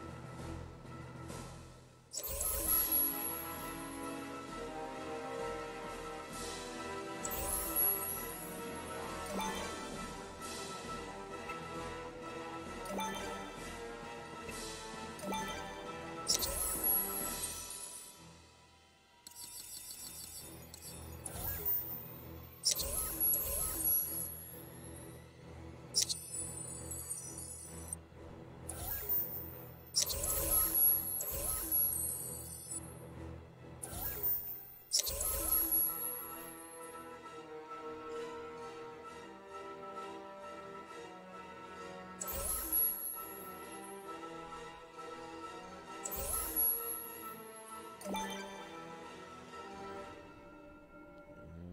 don't think it's going to fit up in here.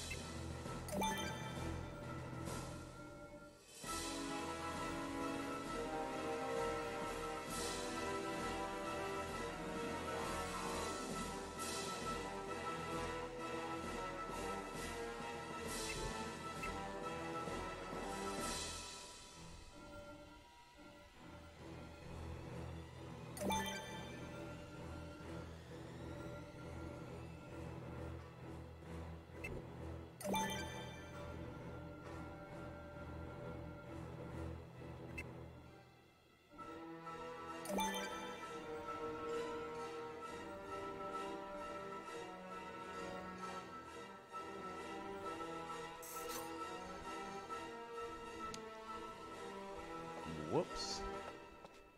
Alright. I'm really starting to like this more and more. And I think we can use that Whoa, snappies.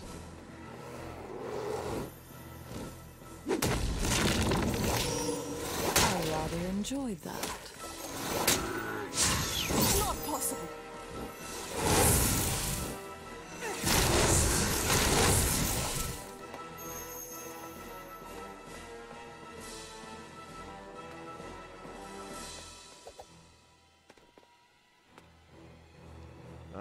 Where was I now before I was so rudely interrupted? I'm thinking about that ivy and bringing it over there. If it'll play nice. I feel like it should.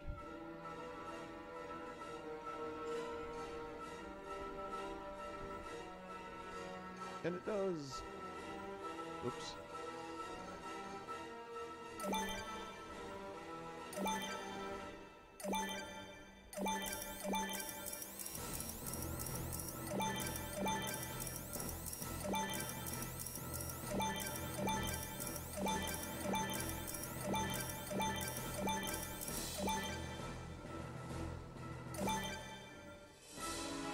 Some areas will just have it drip down a little bit.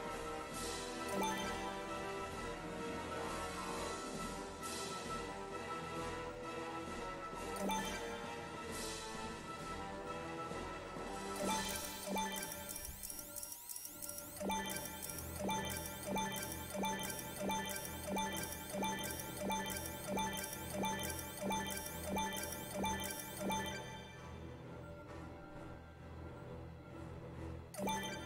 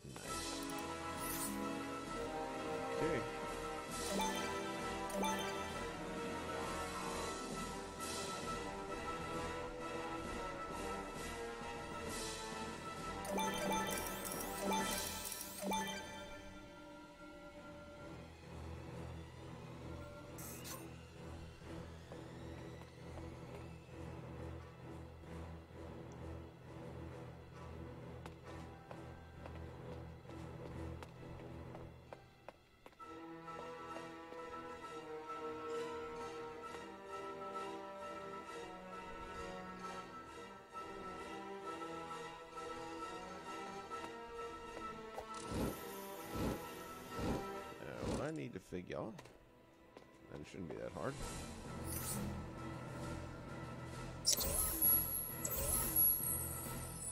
We're gonna lose the rocks.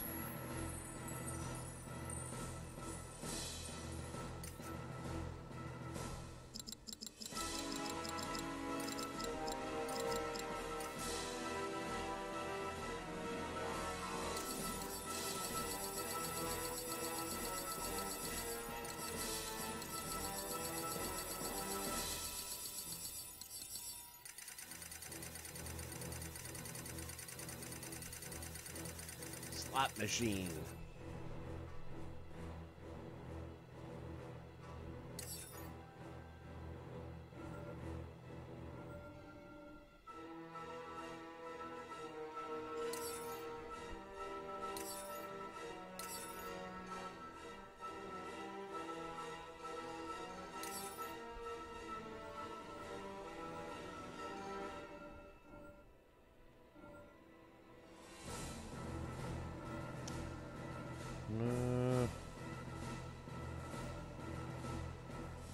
You know what I'm wondering?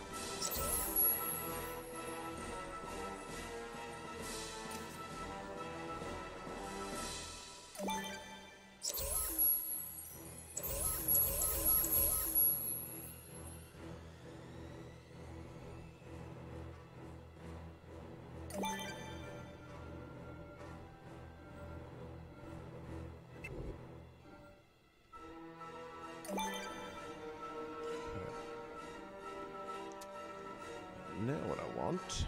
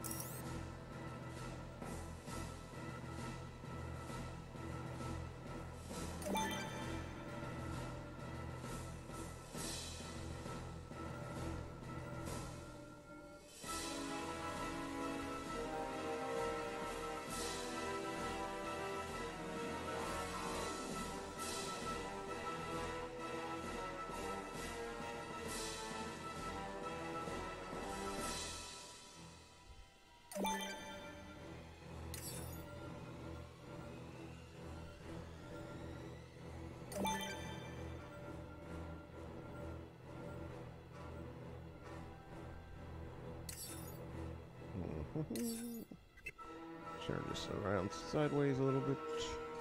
So what's cool about these guys is you can fill in a decent chunk of real estate pretty quickly and easily.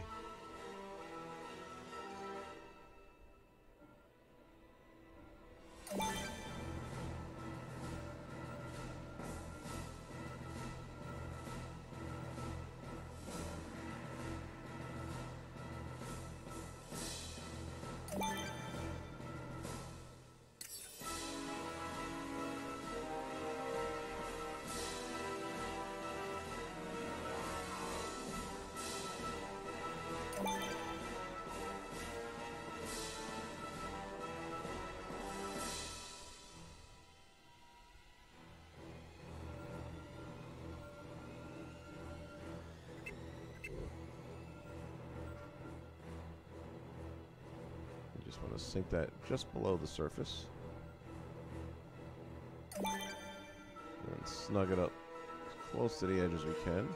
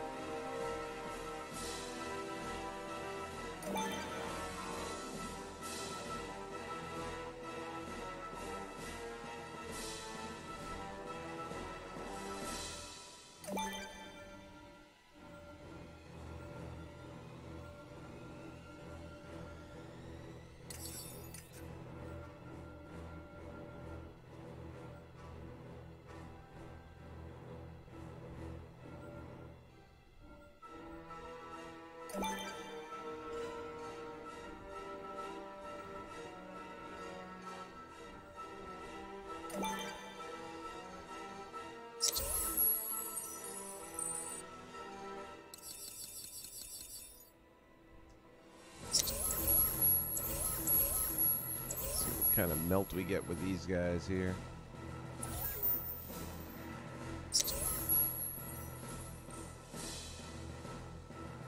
Not bad.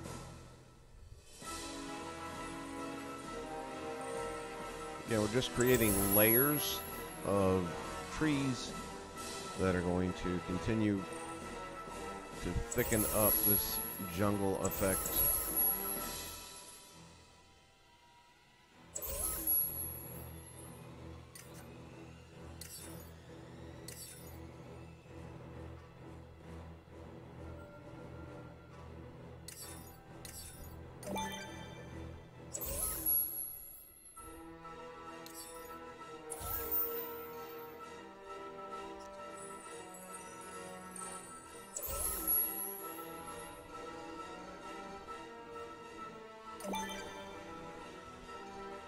Not bad.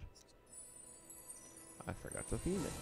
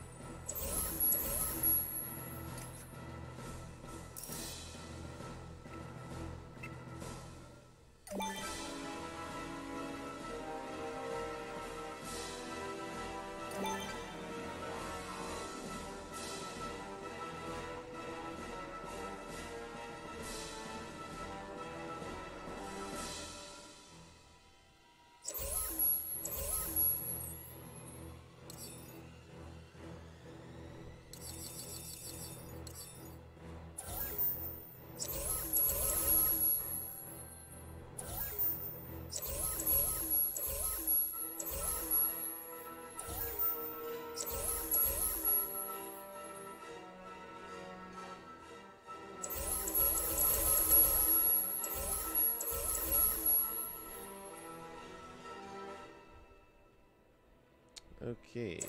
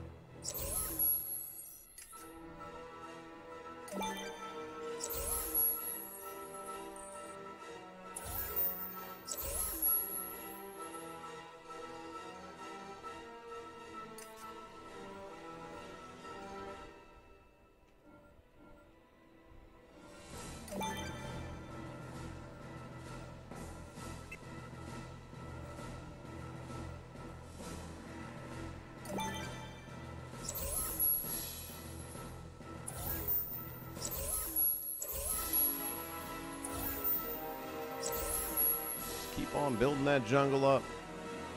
Make that forest so thick that you can't see through the trees.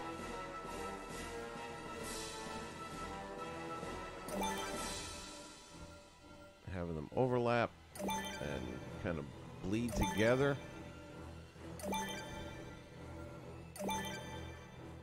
It's going to do a lot for texture.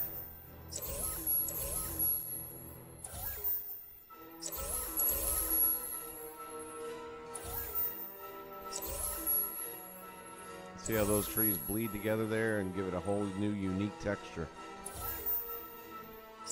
You have the rounder shapes with the squarer shapes all kind of blending.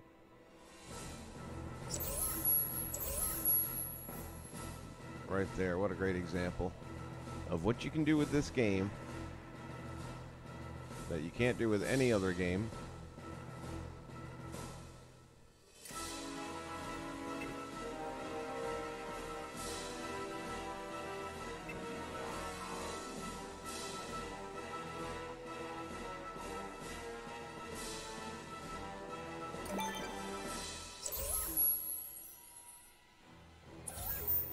Very similar to working with clay or paint and just moving the medium around where you want it to be to create the effect you're trying to create.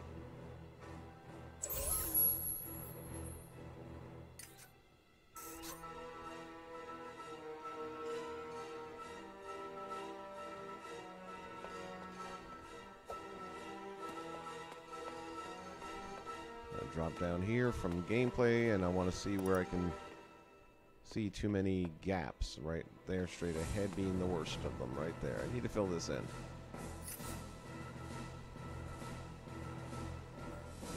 And I'm going to fill it in. There we go.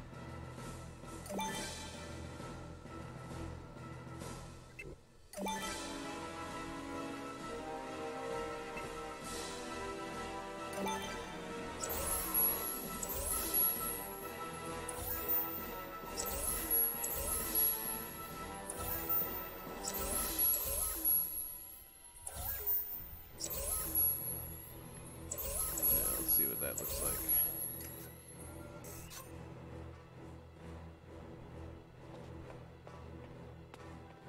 Big difference.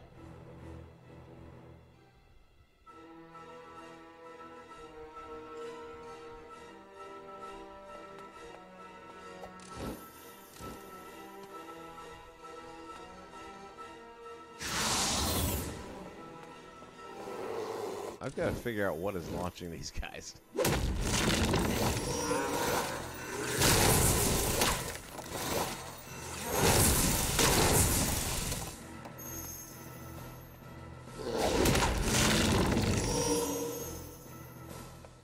I'm enjoying it. I just don't know what it is doing. I thought it was the cauldron. And now I'm not thinking it's the cauldron anymore. I don't know what it is. But the good news is I don't have to do a whole lot of sprinkling enemies in because they just kind of keep on popping up.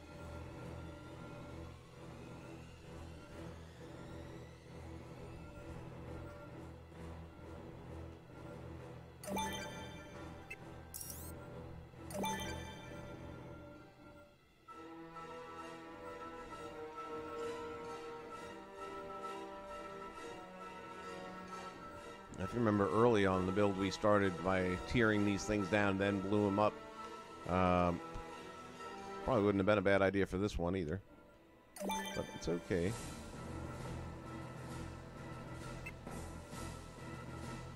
We'll make this work.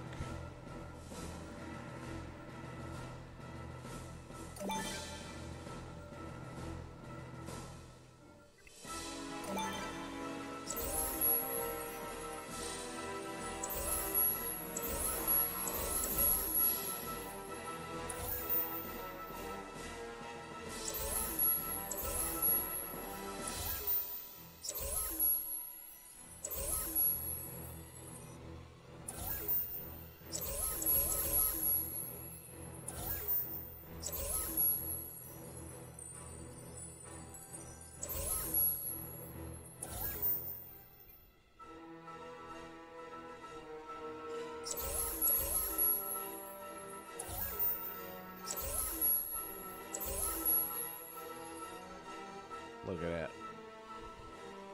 Spectacular.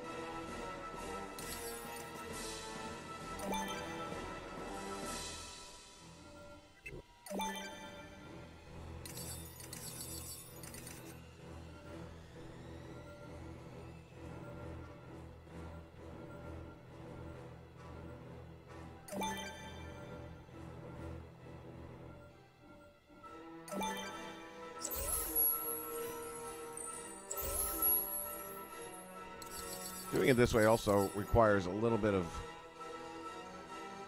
anticipation of because you're putting down totally different objects, thinking about how they're going to look once they're transformed into these other. A lot of times you can be pleasantly surprised with the results you get. Again, when I layer them like this, I always want to start with the top, so it doesn't get lost in the lower part.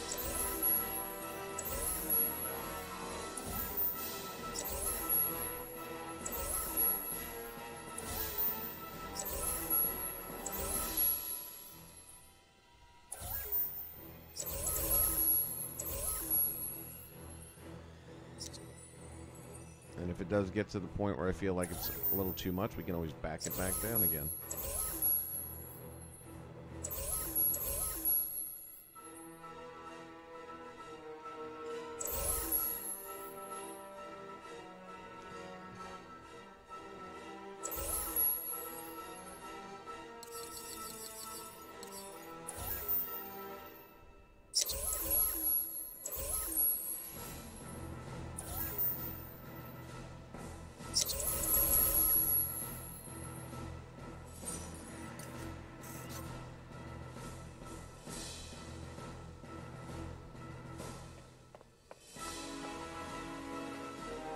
I don't know. If this is not a forest, I don't know what is.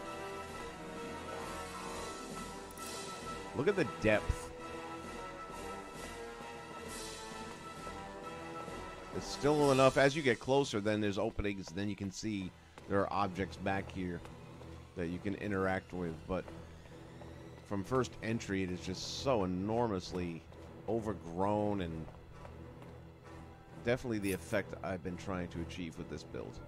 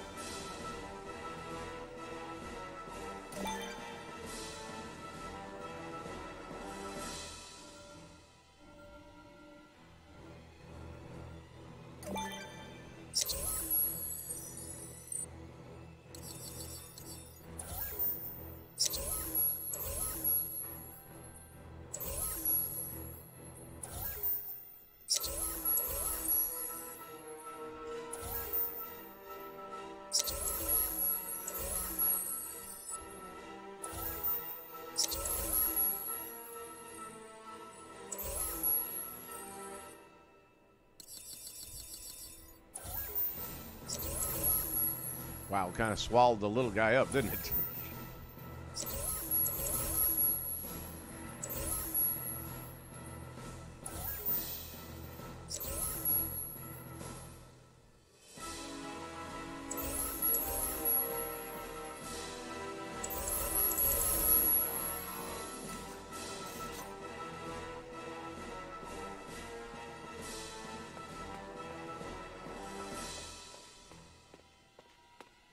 And this time we come through, it's still there, but now you have all that background there. It's still a thick forest. We want to put some more back in this area here. With the terrain, it's going to be a little bit more challenging. What I'm going to probably do is lose that one. And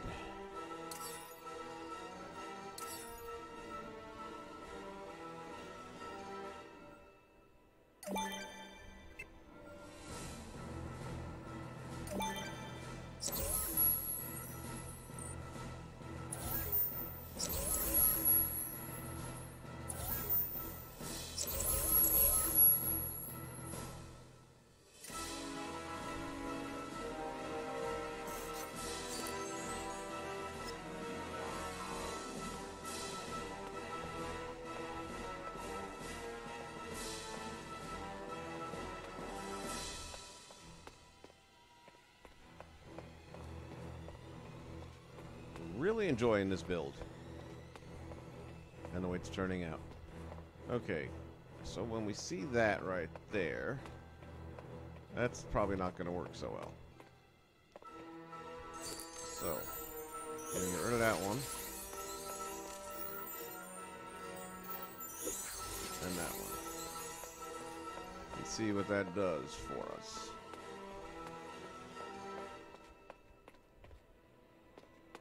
Don't feel like we lost anything.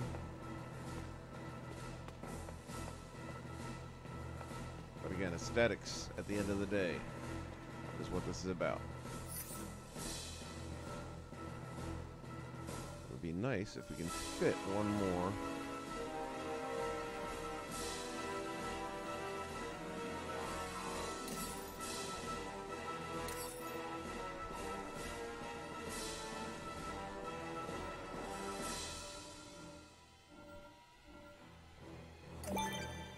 There.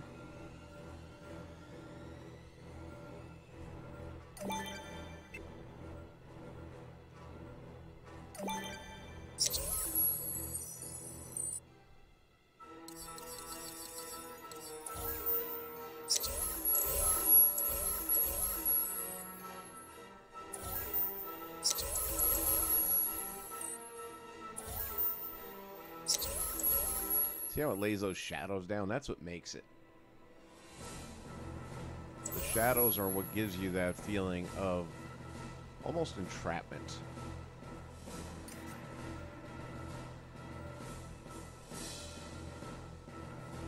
And again, for this particular build, that is what we're shooting for.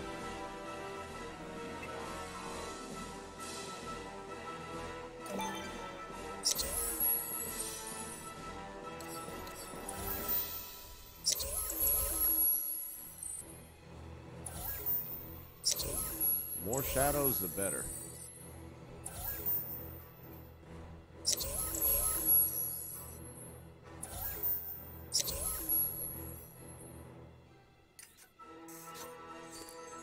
And what's amazing is we're not even halfway through our logic yet.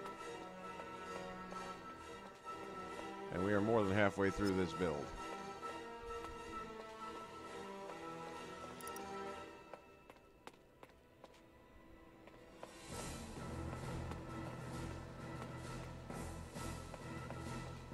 I don't mind the pockets of open area like this because, again, once the special effects go down, it's going to make all the difference.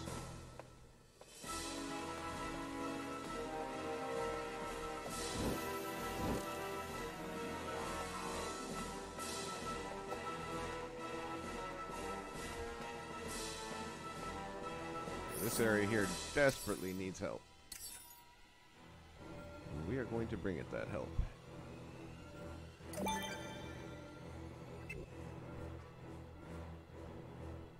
It's going to look great building into that rock. And again, staggering things around a little bit, always rotating, is a way to guarantee that it won't look cookie cutter.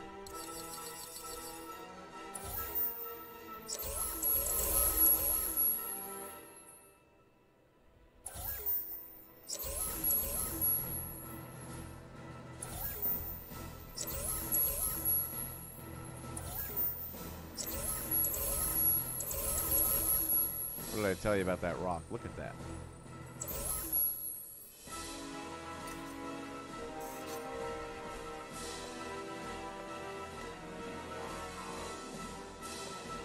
How that all just merges all together as if it were growing the whole time there. Rock doesn't grow, but it's there, and then everything else in nature will grow around it. Yeah, I probably lost some of my... Oh no, there's a bush still there. I think there was a bush back here that got swallowed up. Oh no, they're there. We're still in business.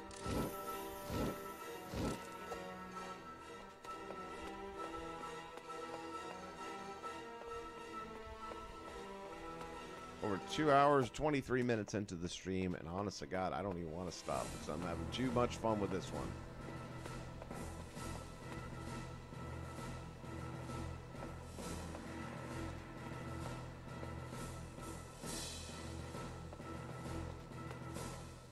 Go ahead and do a quick save. There's nothing more frustrating.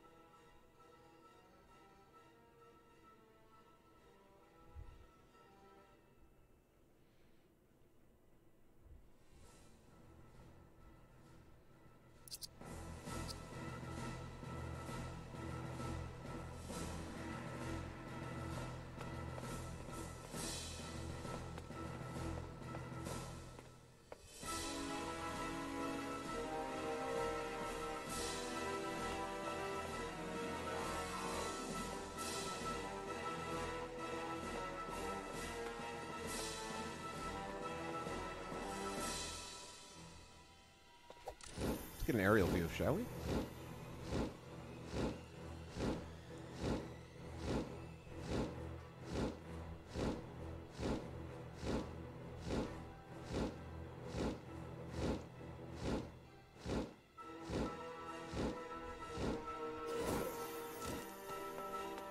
So this is where we launch from.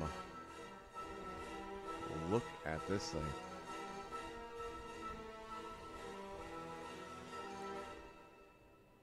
I am so happy with the way this is turning out.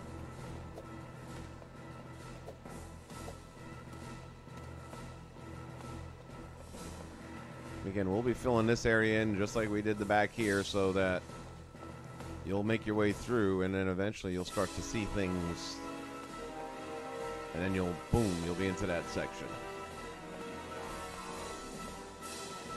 We could throw in some radars to help guide people through it.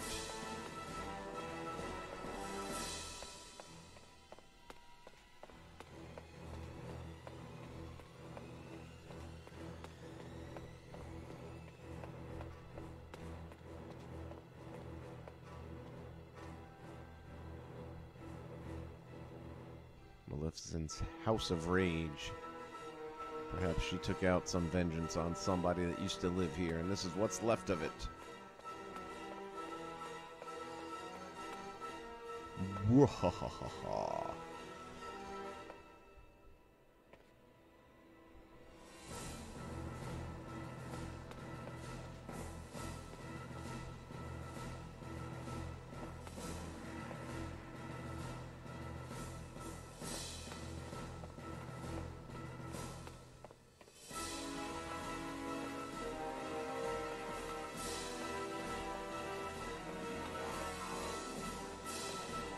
Alright, let's see what's next. Well, I'm thinking this is going to be a half a mountain.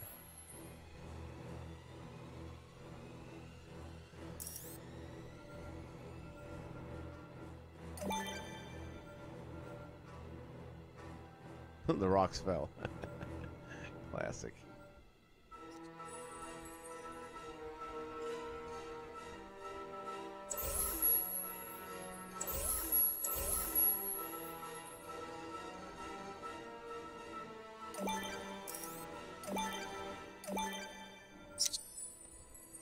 I haven't figured out what I'm doing with this yet. I just know I'm going to use it in some way.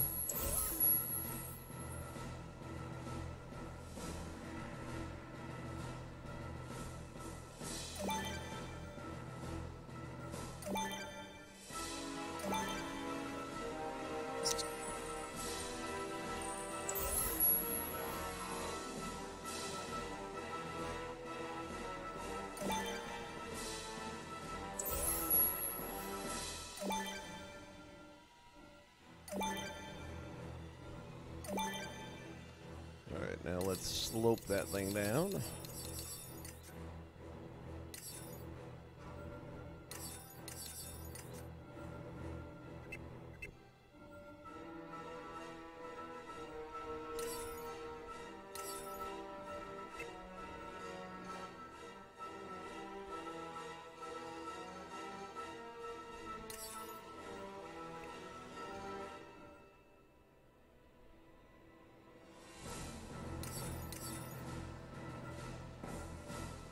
Wow, you're talking about massive. That's massive.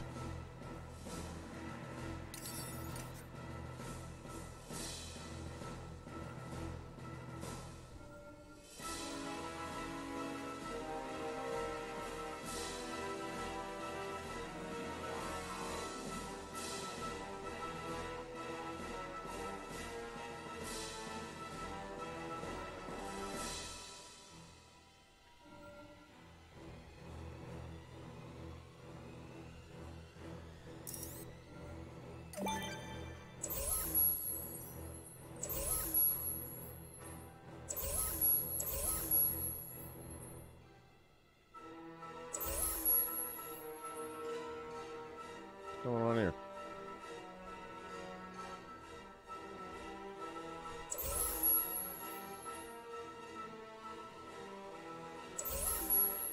Okay.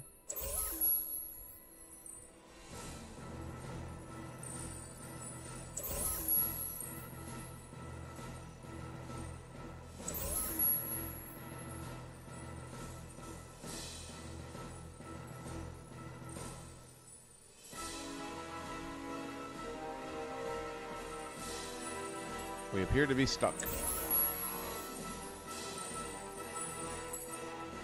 I'm glad I saved it when I did.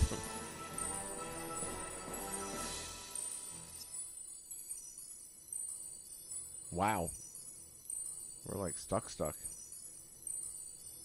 Haven't had that happen in a long time.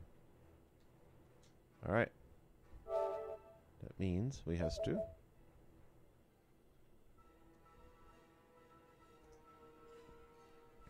close the application. I hate to do it, but this is why you save.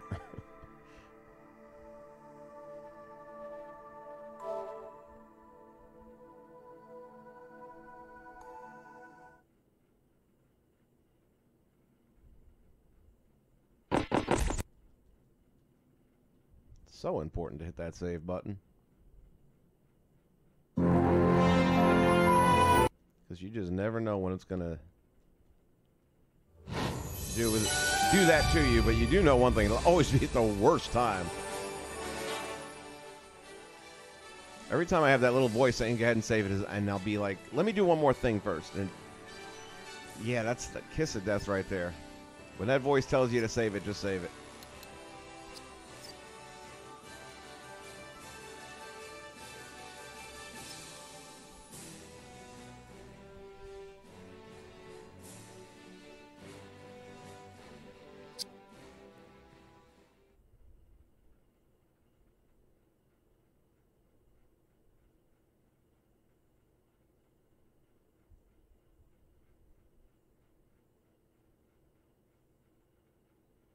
Yeah, let's get a look at this thing loading it. Jeez Louise. Love it.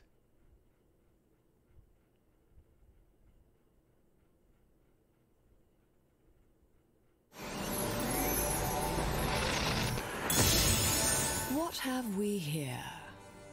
A human.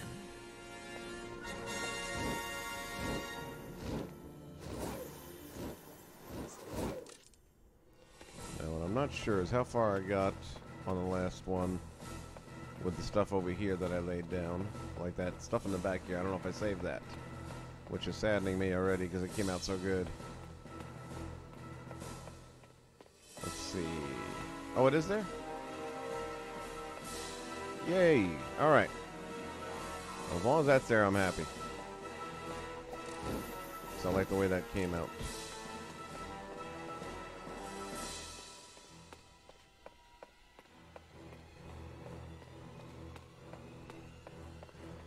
And this will all get filled in front later. Okay. Not too bad.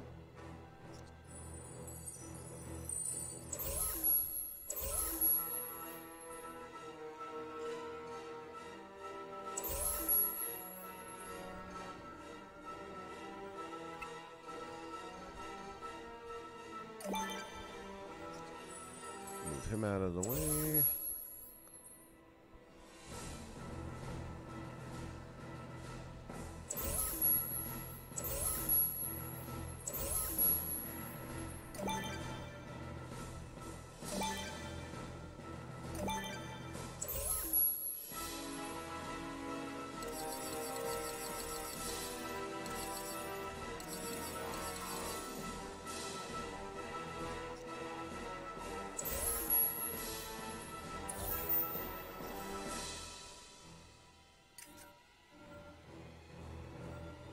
And now, let's see, this is where we were at, is determining what was the best slope option available.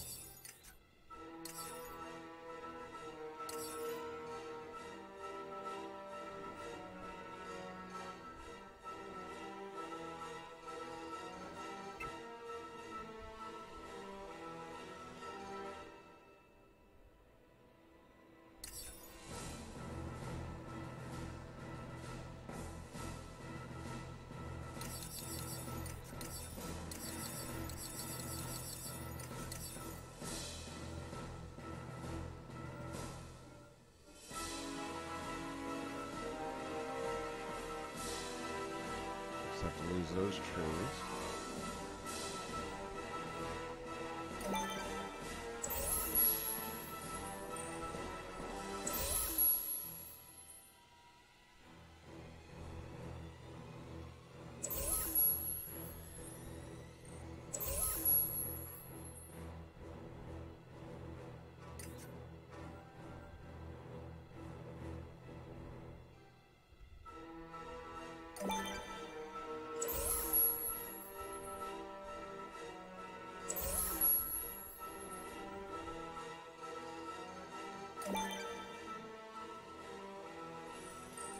Okay. And then we're going to go ahead and fill all that in with more forestry. So you won't even see those side ledges kind of sheared off the way they are. I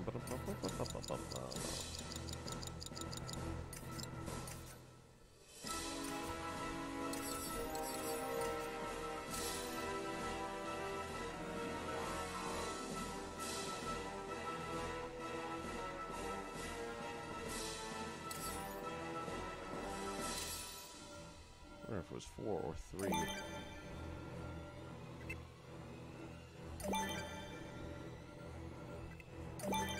We'll find out.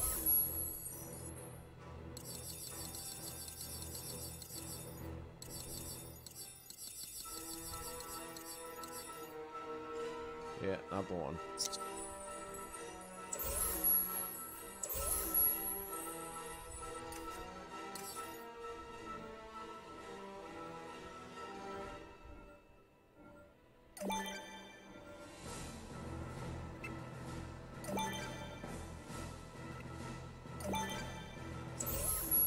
Well, by dumb luck, it'll actually even cooperate.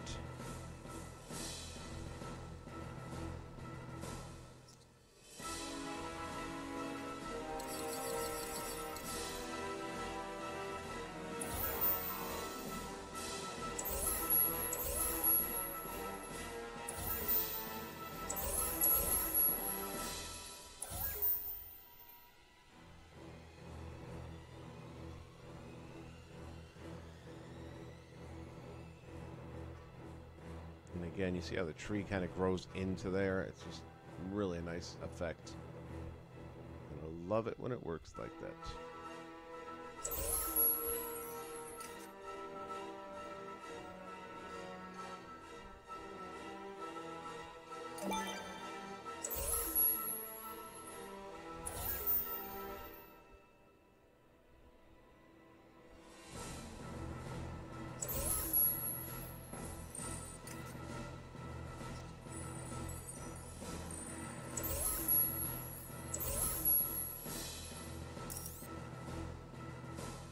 Butthead.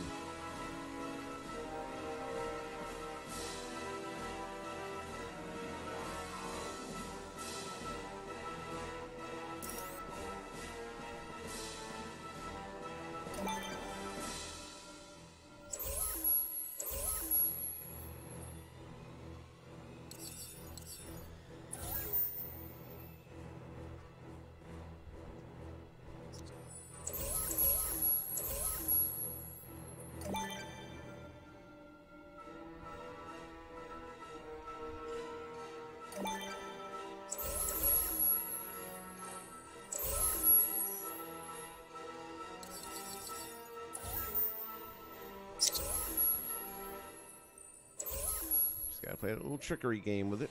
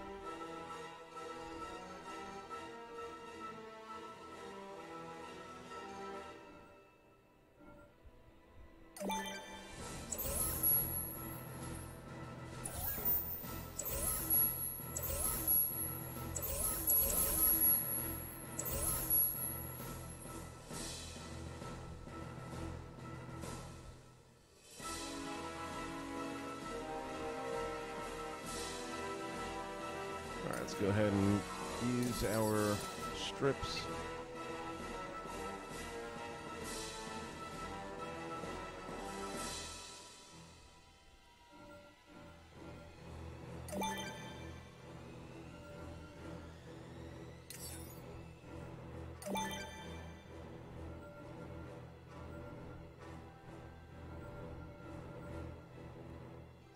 That'll be our baseline.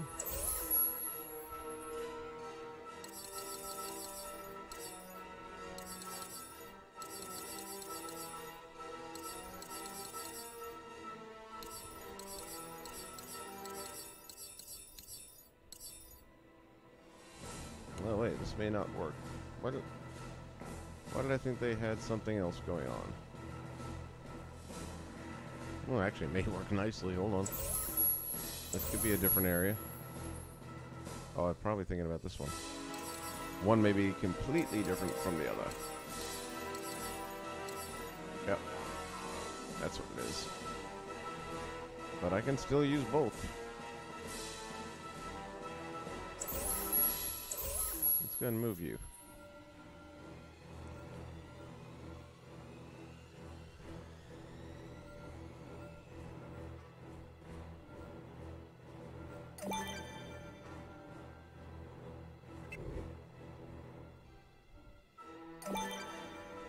Kind of an archway of sorts.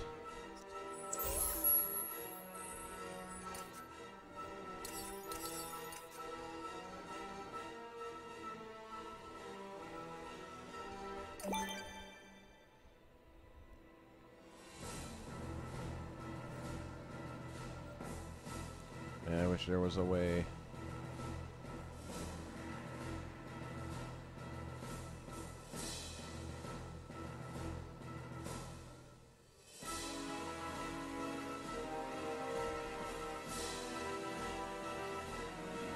Technically, I could do some stuff once again with the building blocks, similar to what we did earlier.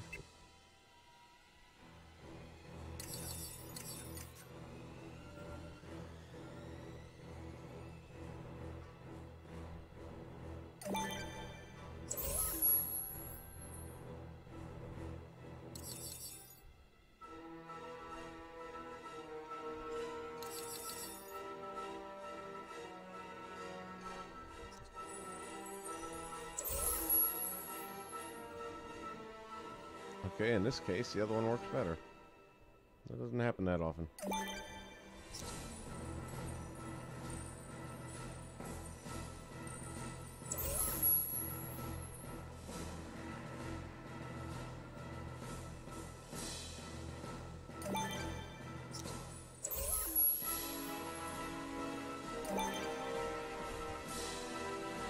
Now, that trick that didn't work earlier will probably work this time.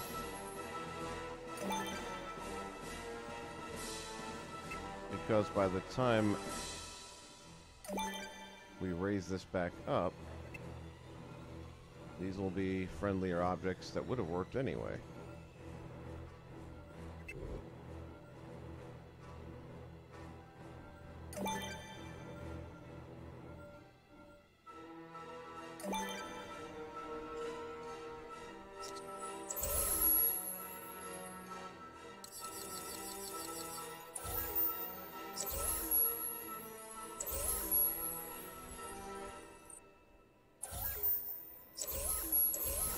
Again, that root should now get swallowed up, and it is, where you will not see it.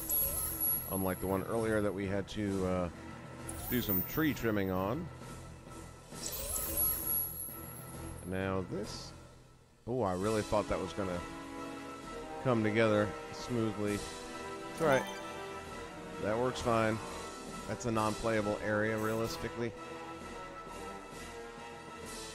Hello.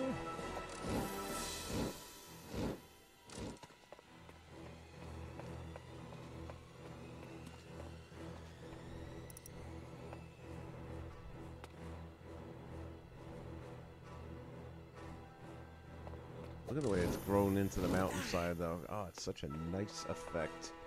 It rounds the edges off in here. It's not such a linear thing.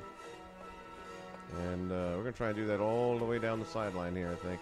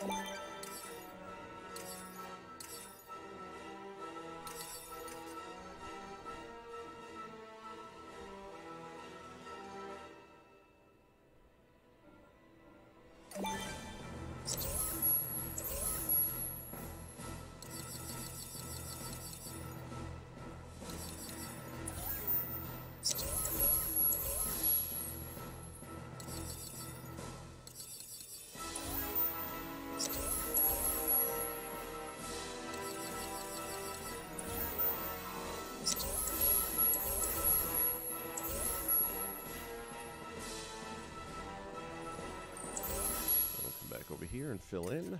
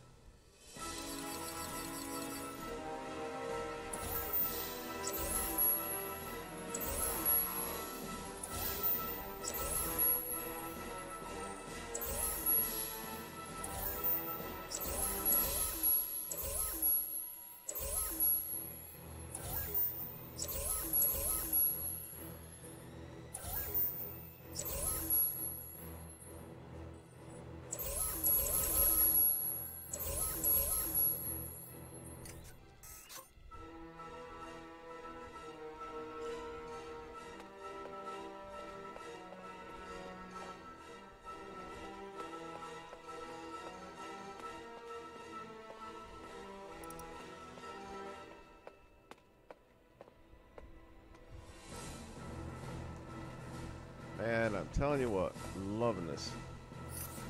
Got one little spot back here to fill in.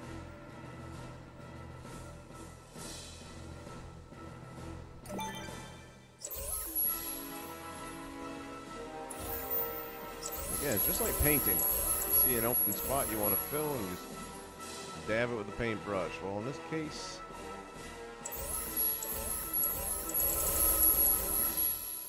plant a tree.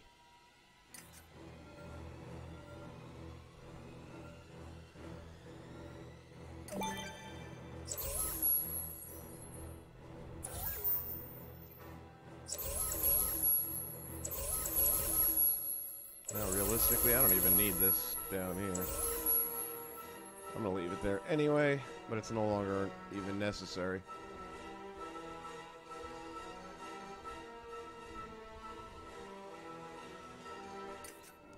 Alright, well, we got more trees to be planting.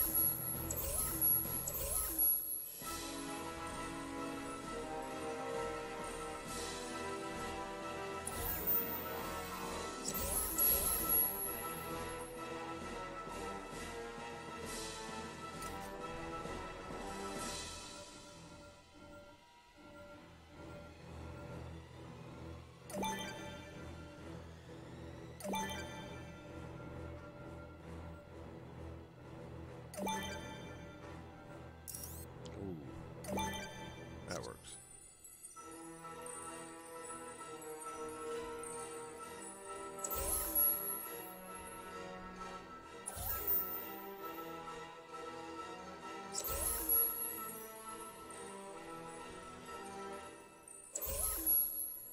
Okay, something happened to that one.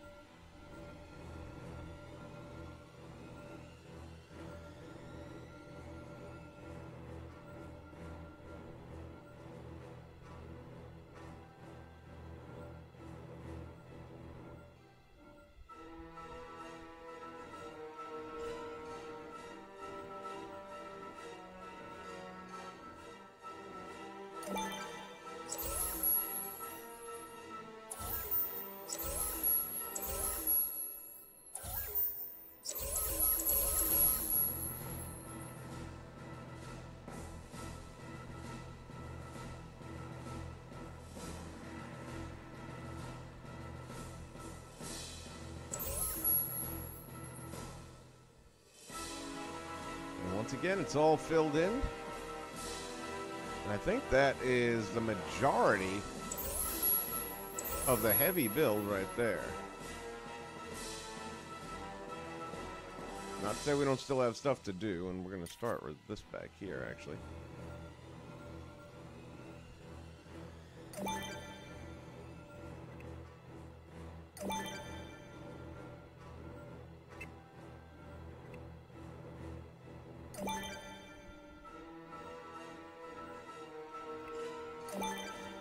But I do think the majority of the forest is now intact.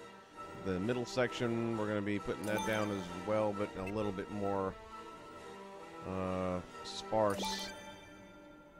I want that to be a little bit more open battleground area. I haven't quite decided yet if there's going to be a boss fight in this thing or how that's all going to go.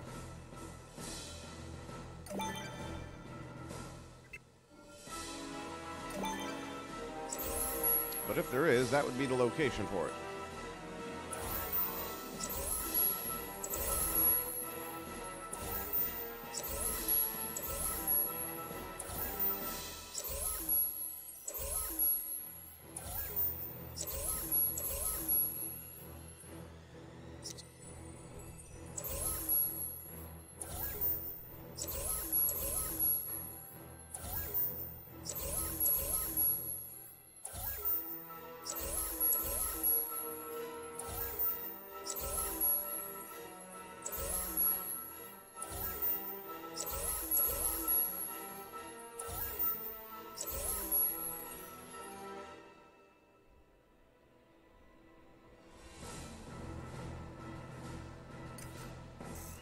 Well, that little voice just spoke to me again and said it is time to hit the save button, so let's do that.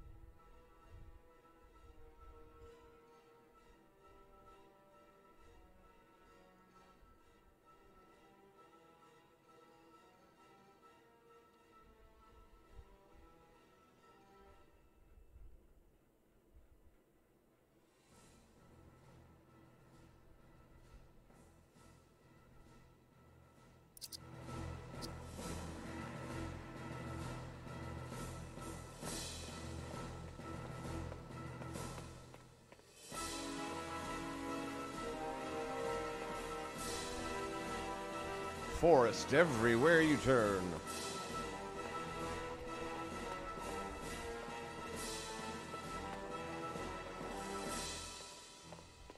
Again, we still haven't done any special effects or anything yet.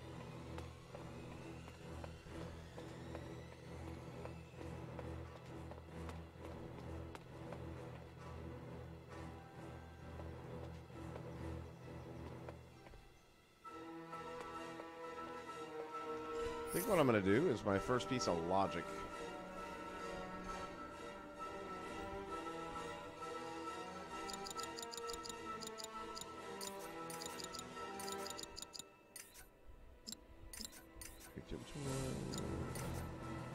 Gameplay.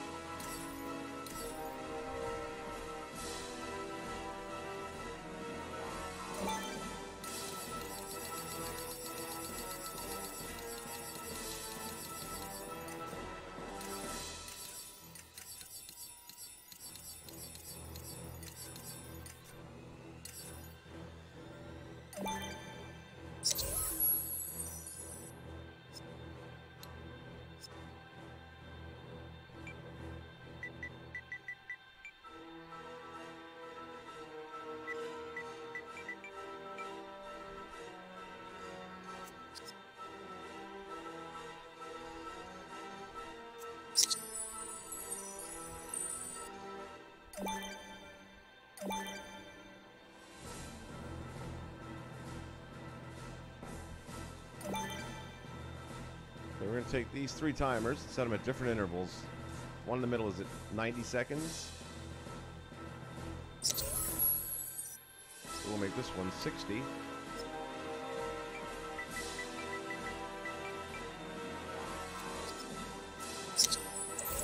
We'll make this one 120 seconds for 2 minutes. When this button is pressed, start the delay.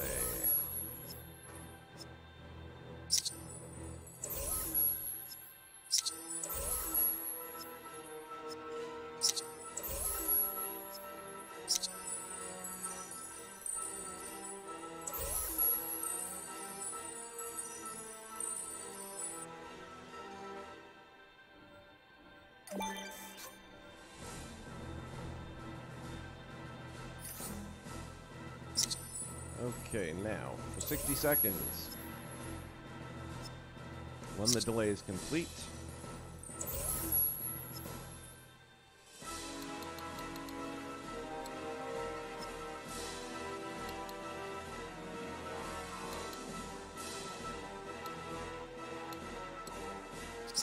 thunder will crash. Let's go to our properties here as well. And that turning that off allows it to be heard throughout the entire game. What's up, Extreme? How you doing, buddy? I am doing well.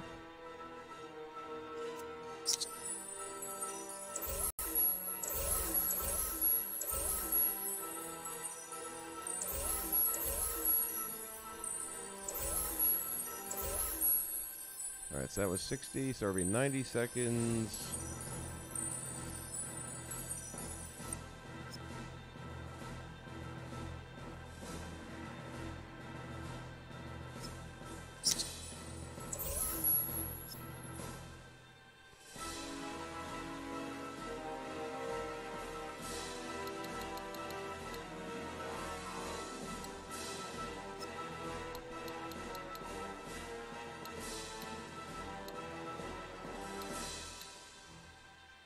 We'll hear a wolf.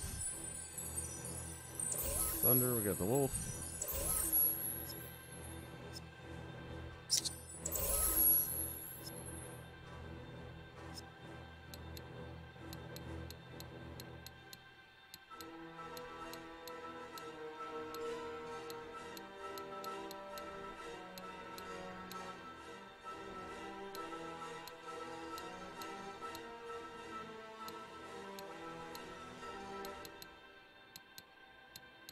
Bum, bum, bum, bum.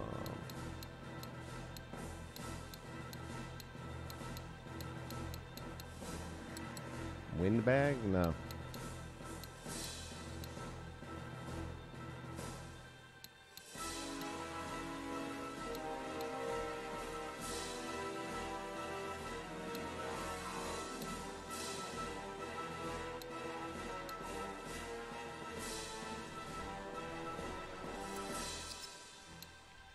Musical action. Let's see what action has.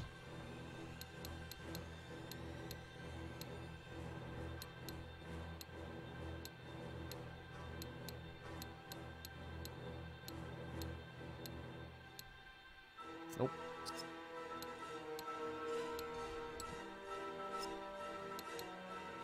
Stormy wind. Let's go with stormy wind. And then what we're going to want to do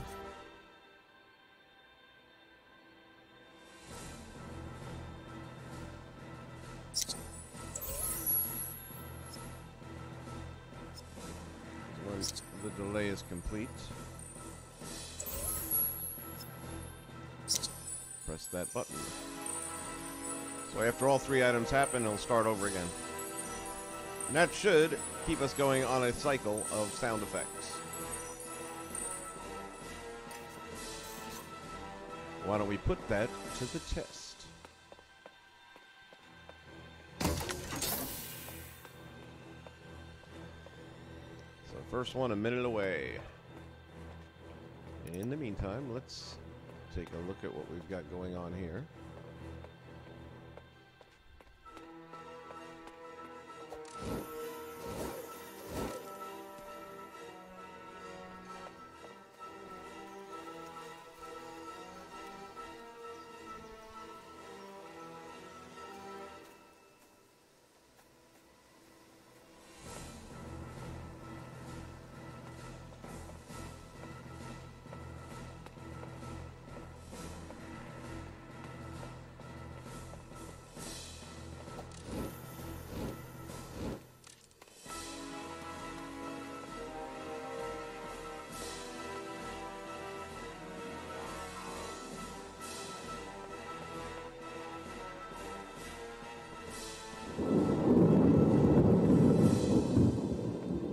Thunder. And now every 30 seconds afterwards, we should have another sound effect.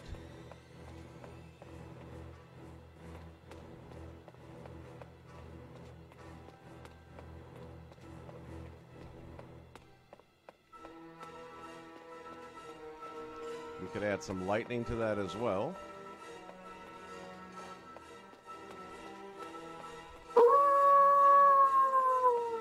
Man, that's deafeningly loud.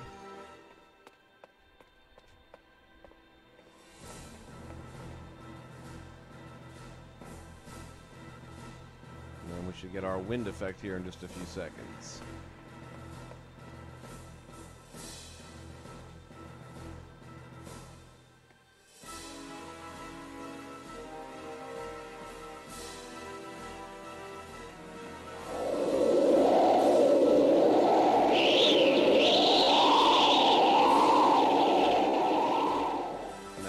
A dilemma. You don't see this one firing back up. The other two did. This one didn't, which means it'll end the cycle or the circuit once these two have done their thing. And I had a thought that that might happen, and the solution is going to be very simple. We will add one more delayer.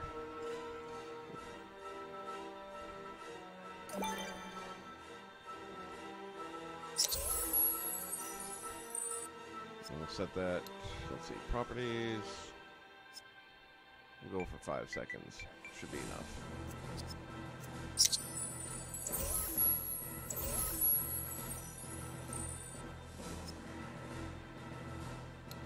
Action button, take that away. New logic connection. When the delay is complete, start that delay. When this delay is complete, press the button.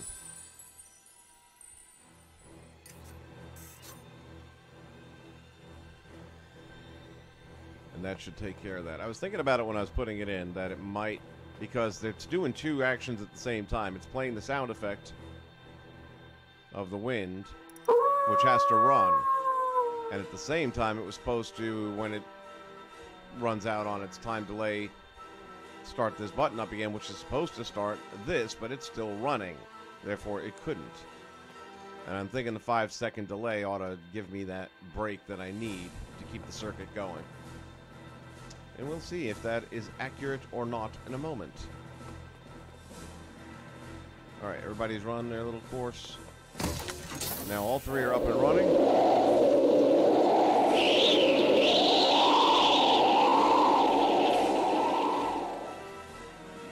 And looks like that did work.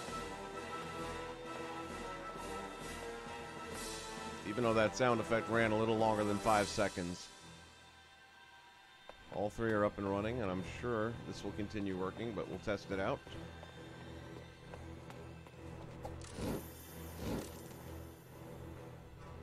This is a really nice piece right here. I feel like I might want to put this at the starting point almost.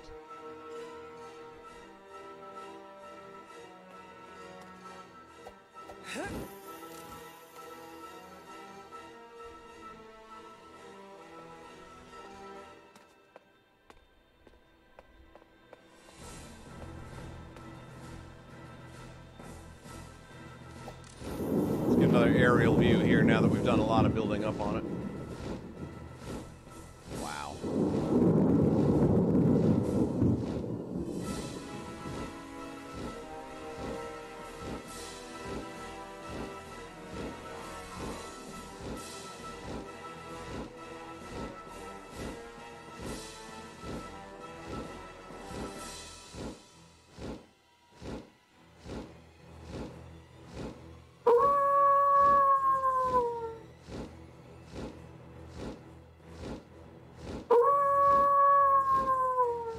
Sure why that fired off twice.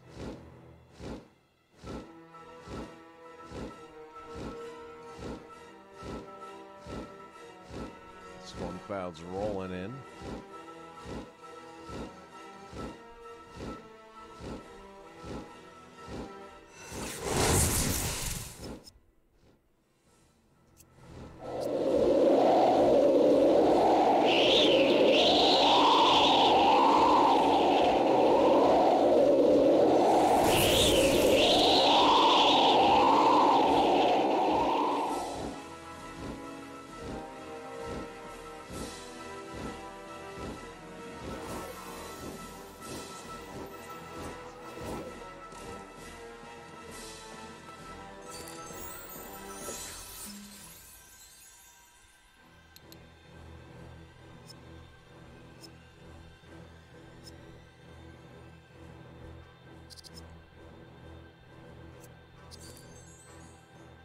So we got thunder, coyote, and wind in that order. Let's see if it's going to work. Sounded like we got 2 coyotes. I don't remember hearing the thunder.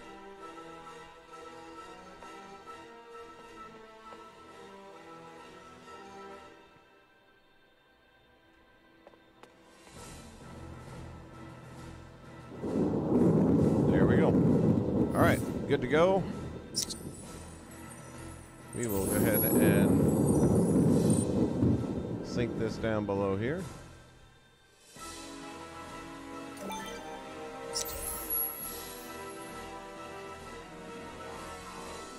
And again, I like to keep it in order in case I have to go back later and tweak things up. Makes it a lot easier if it's in the order that it kind of runs in. So reading left to right. It'll be the button going over to the timers, going over to the sound, and then to the last delay.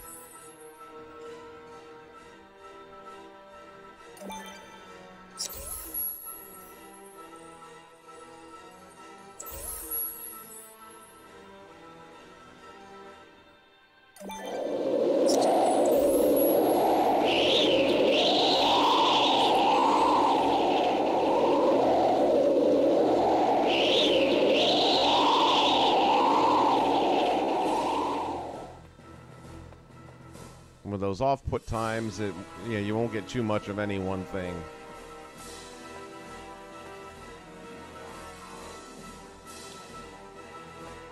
All right. Time for the other logic I think I want to do right now, which is our effects.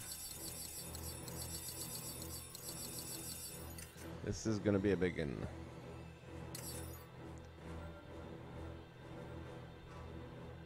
I'm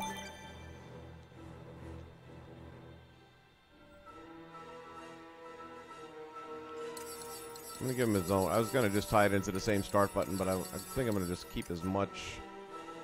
And you know what else? I should take this to the starting point.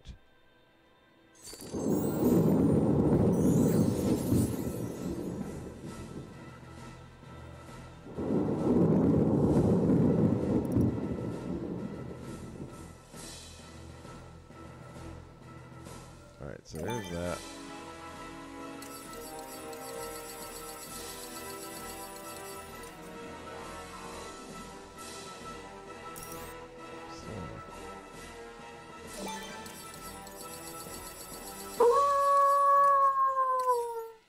That howl is deafening, no doubt about it.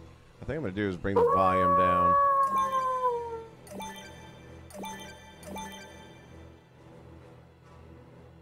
We'll come back and do more of those in a minute. Let me drop the volume on that just a bit.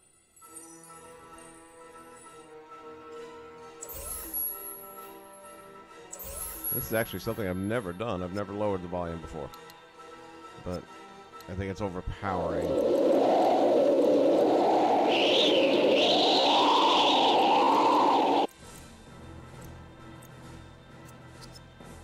We'll see what 20 does. I think it'll make it a little bit more palatable if we can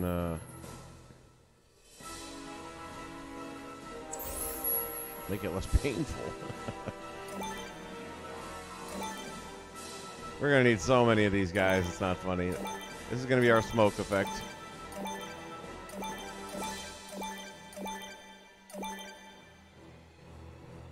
I'm gonna just get crazy. Alright. That might not even be enough. We are gonna connect all of these to this generator.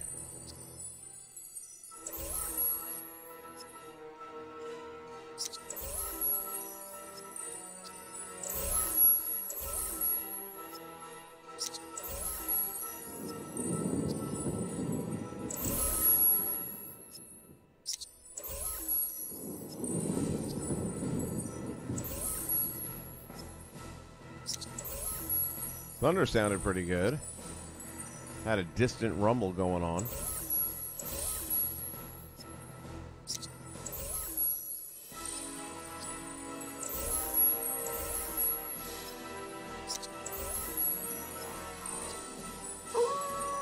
Yeah, much better.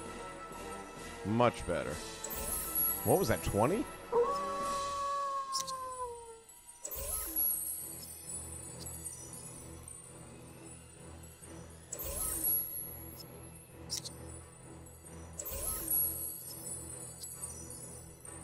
Not much subtlety in the drop, though. I mean, as you were going down to 50, it didn't sound much better until you got to like 20 and 10.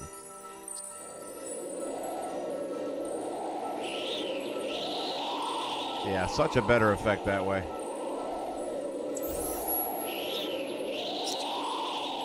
It's not so overpowering now.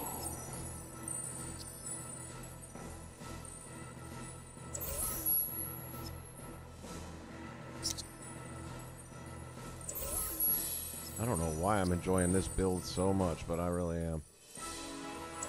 This is quickly becoming one of my favorites.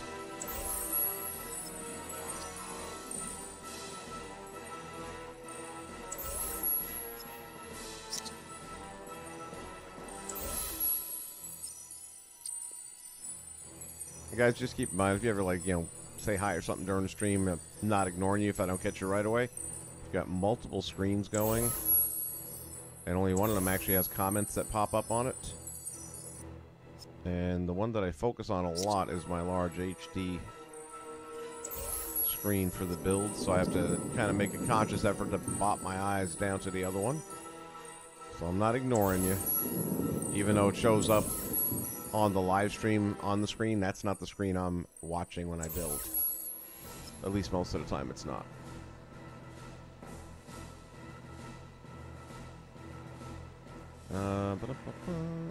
Locator connector, yeah. Got lost in thought.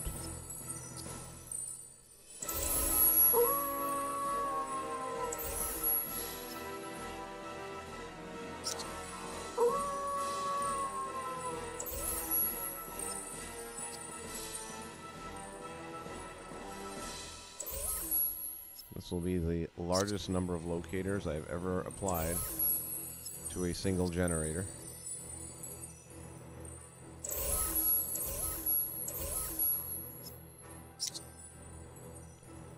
Aye, Captain, she can't hold it no more.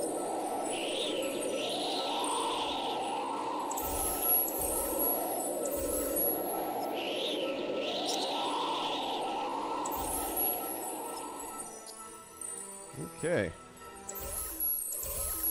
I'm not going to light it up now, otherwise we'll never be able to find them through all the smoke. We'll start furthest and work our way inward, I think.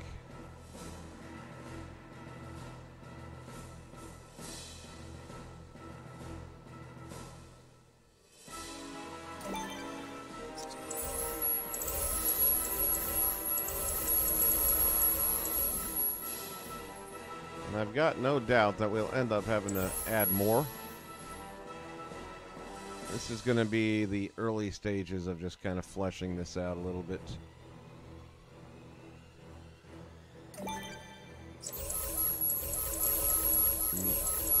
Generally, you want to get a good fog effect. You want to sink it one notch into the terrain.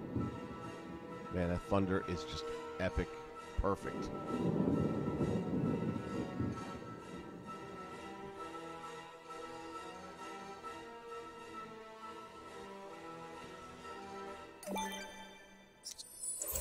So I'm already excited to light this thing up and see how it goes, but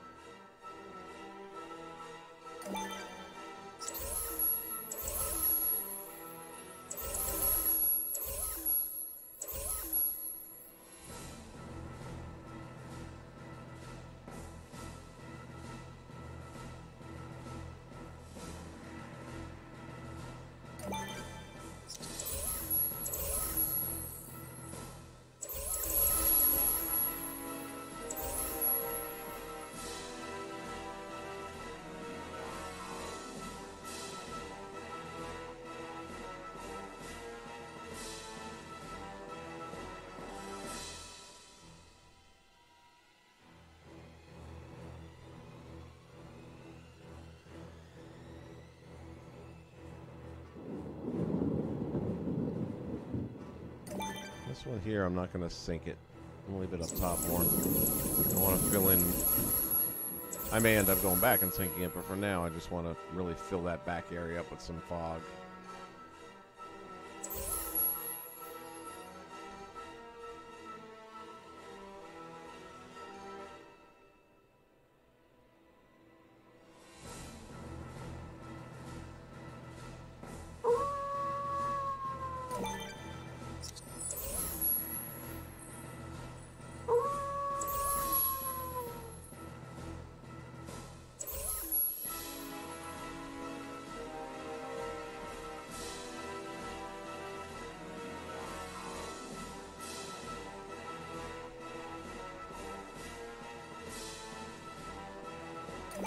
This one we will sink.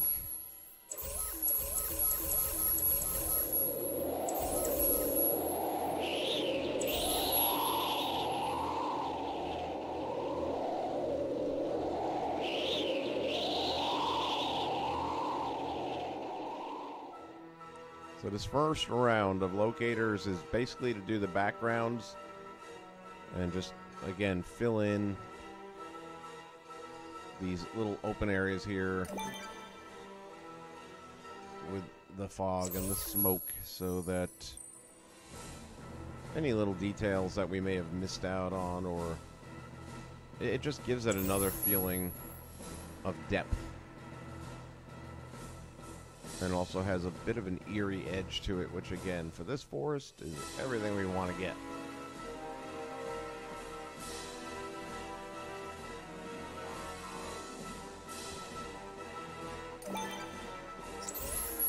And kind of like what we were doing with the trees early on, where I would turn them into something else that's smaller and then largen them up. And I was saying you have to kind of visualize what it's going to look like. That's what I'm doing here with the smoke as well. I'm strategically trying to place it where I think it's going to give us the maximum effect. And once I light this thing up, it may be that, nope, that's not going to work. We got to do this different. And that's okay. But the early part is a little bit of a guessing game. Now, we're going to definitely experiment with fog in this area because we want it to cooperate with the fog that's going on inside the graveyard.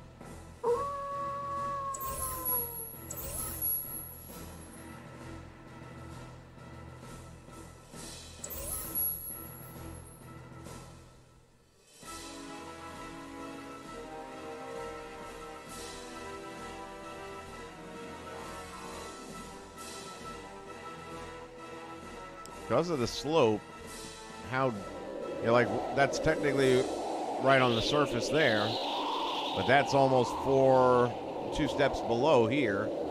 See, that's where I would normally want it, is 1 step. So we may have to get a little bit more incremental with this one. I'm going to put that one there, because I definitely want lead-in fog to the fog. I don't want there to be a harsh difference.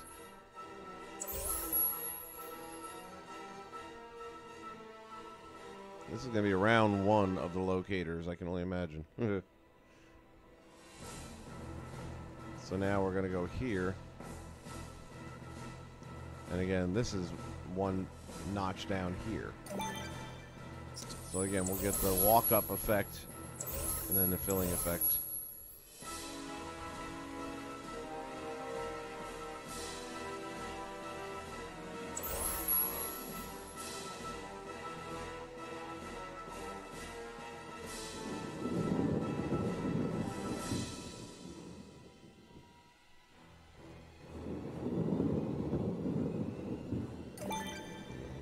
Right there, I think. And that should also help out with the, hopefully, with the cemetery a little bit.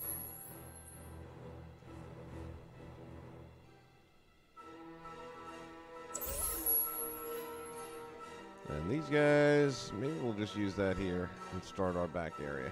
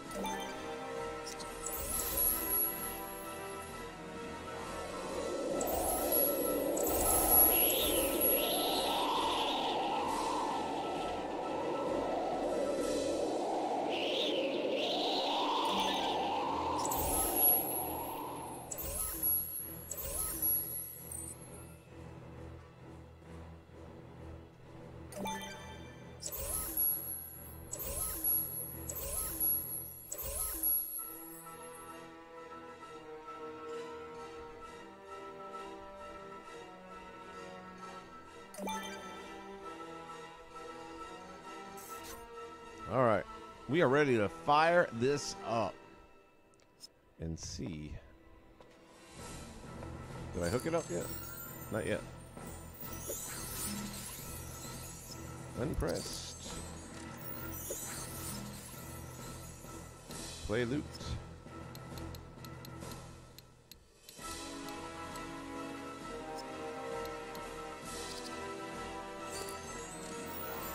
That we wanted to.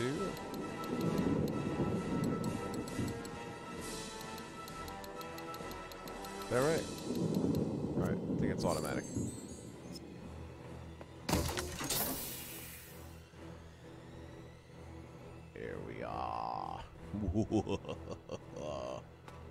Alright, did I tell you guys this is going to bring that thing to life? We're not done yet. We're going to put more in the middle section here. We haven't even started on that yet.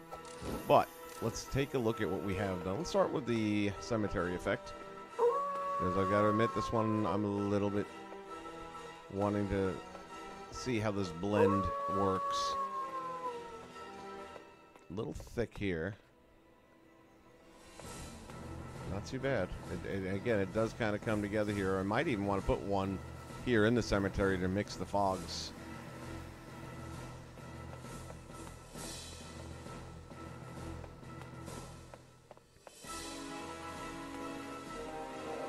Let's see how this is going over here.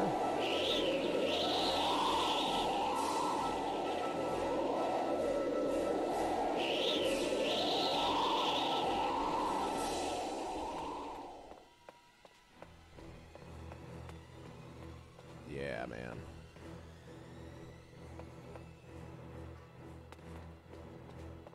Just a lot of eerie shapes and shadows and cool effect.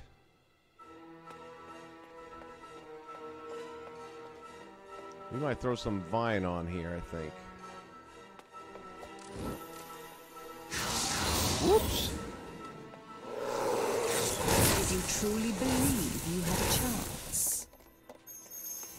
I really want to figure out what's launching those. It can't be the cauldron, man. The cauldron's nowhere nearby.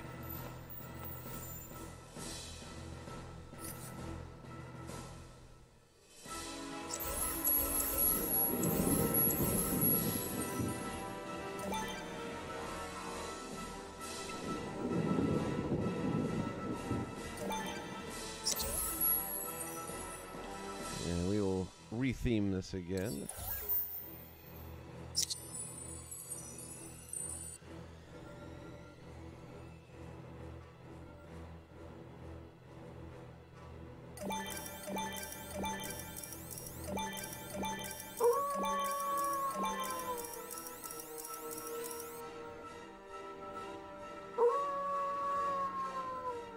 That's all right.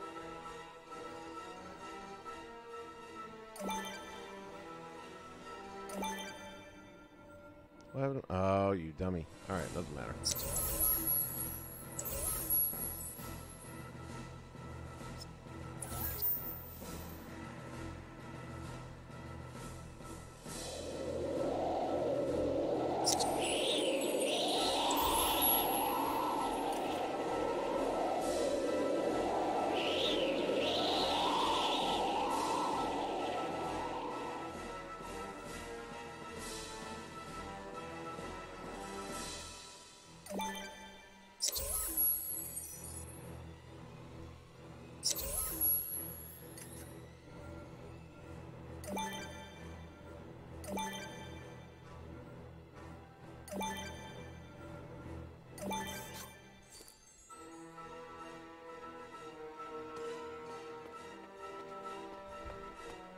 Yeah, it makes it better.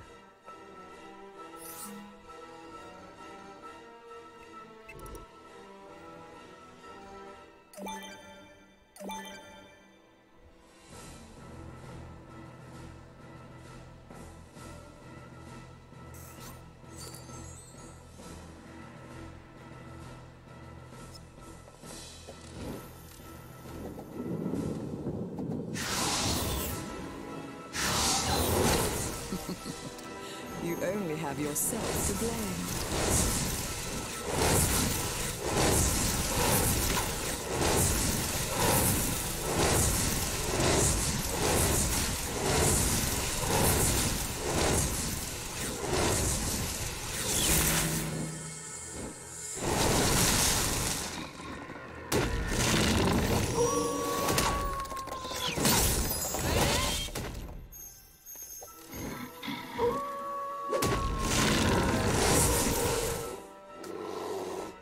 They keep launching in this area. That's why I cannot figure out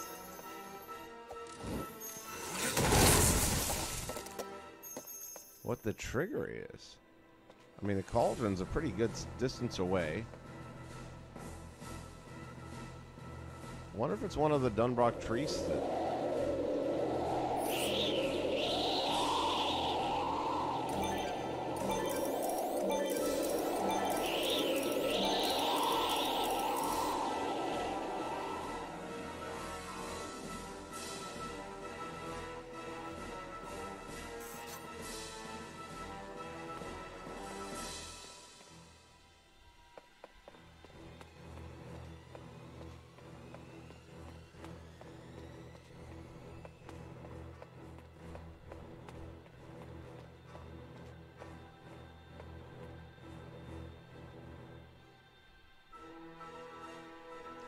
Let me see something here. I'm curious to know. I've never used the cauldron for anything, but it's in here, so let me see what I can do with it. I know it has some sort of effects.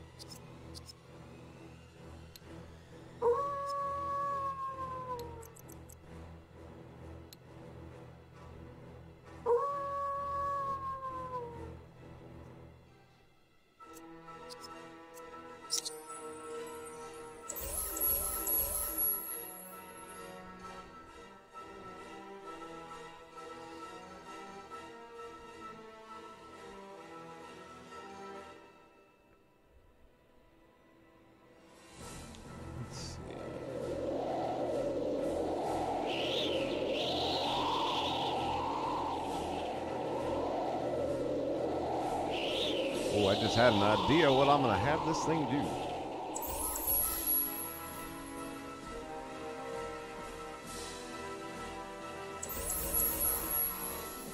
So a curse has been put on Malificent's cauldron. She can't get to it. So what will happen is she'll have to find a way to disrupt the spirits that are holding it closed in order to reconquer her forest. At which time the cauldron will spawn out allies to fight alongside her in an all-out battle.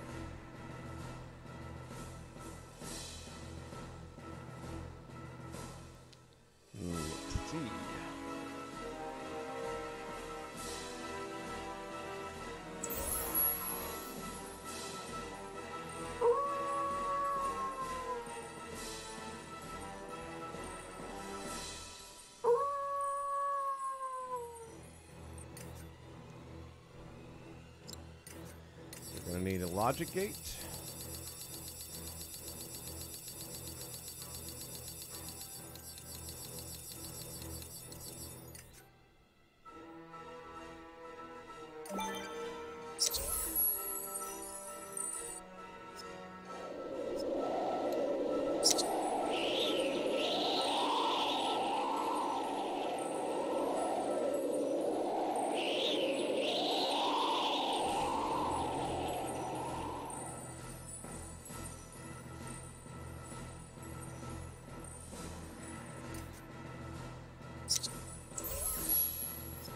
New logic connection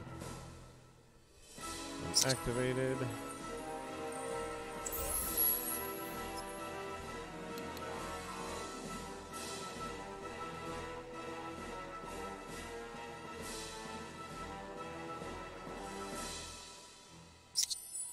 Input.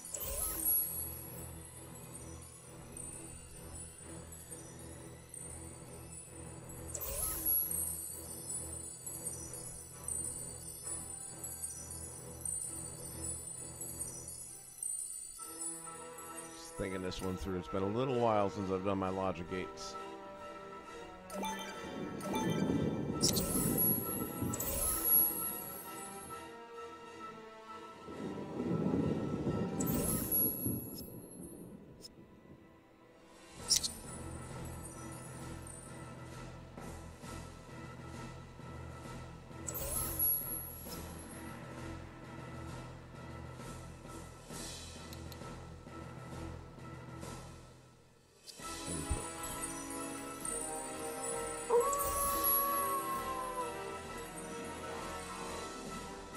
Here's what I'm thinking.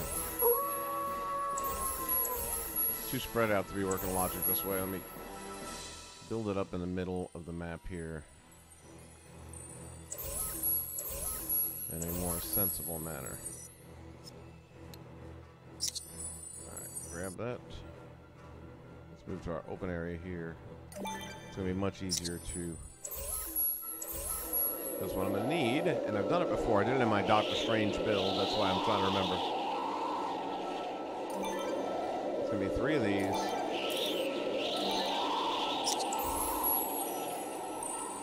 Hence 3 of these.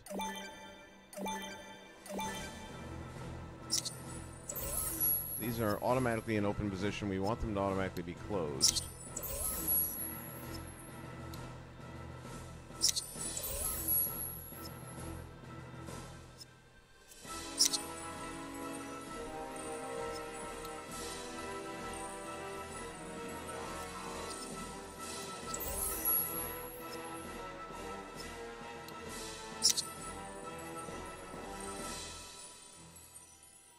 Actually,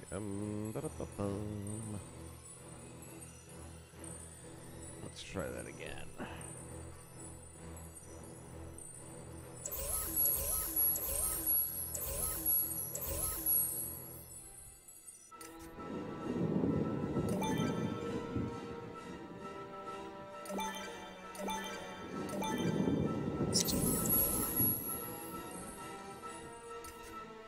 It'll come to me. I'm just going to have to mess around with it a little bit.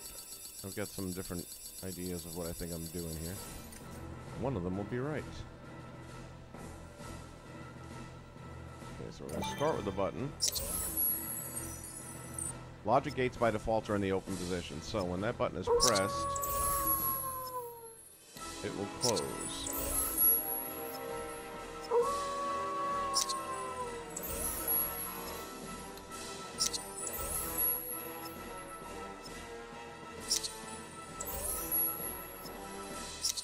Not what I wanted.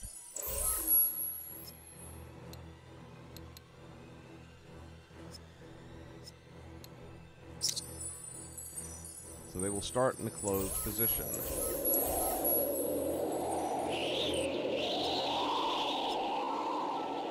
And that is activated.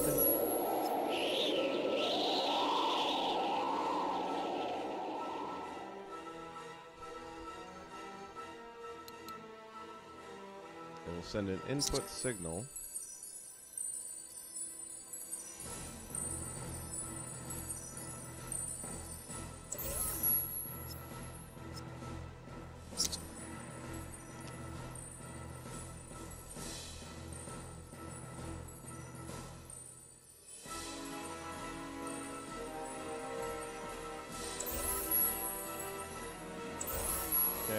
We're getting there. Oh, damn it. I could have used that one. Or not. Let me see. No, still could have used that one.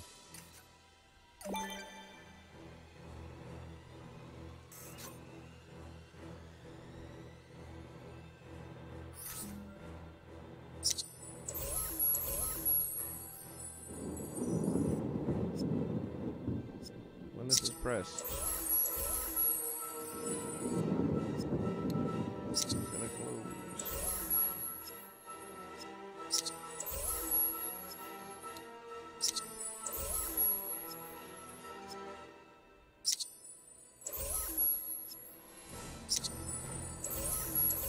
Alright, now what we're gonna do is take these guys here.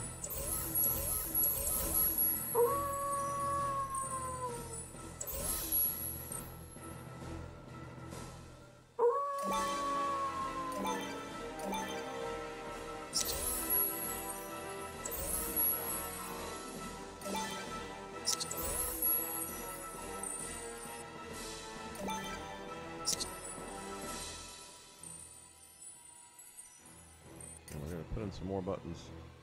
Even though I don't feel like that's the way I should have to do it. I think I'm doing it the hard way.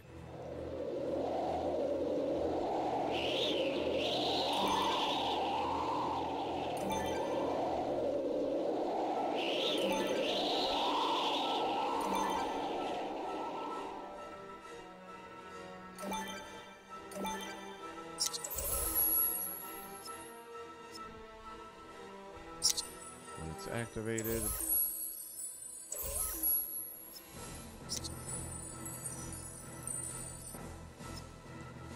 when this is pressed, we want to open it.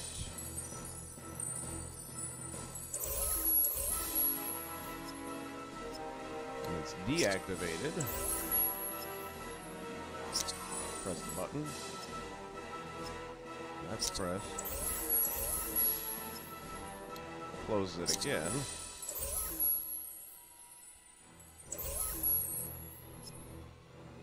When it's activated, it'll send an input signal.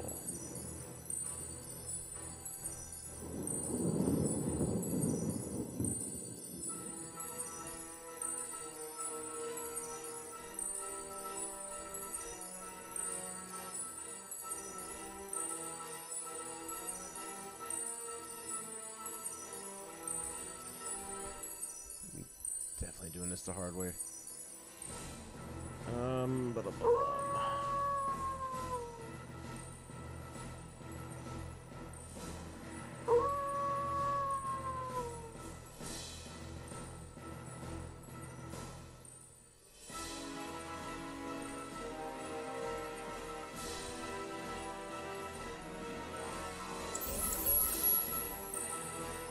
So the logic is you can't just stand on the third one and make it work. You have to find all three pieces. So if you were to stand on the third one,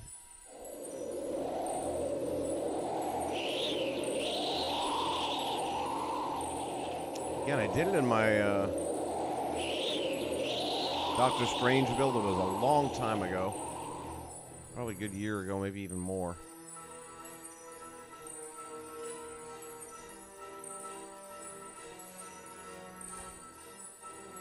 So the minute you step off, it negates and no longer sends a signal.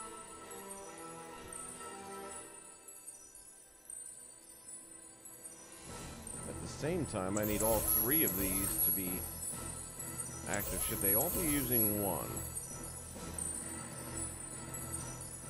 I'm breaking down to three separate. I think what I'm going to need to do is go look back at that tutorial on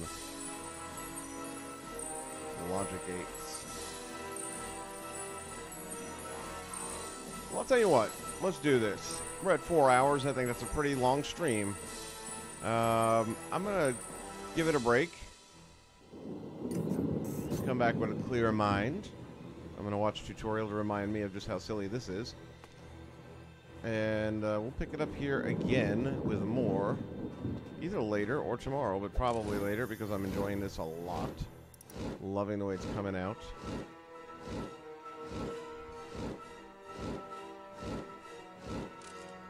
So, The mysteries of the cauldron.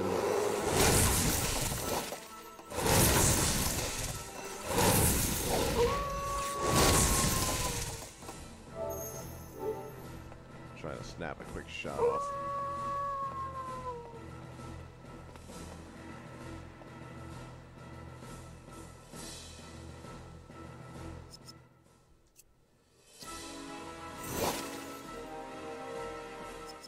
Oh, that's perfect.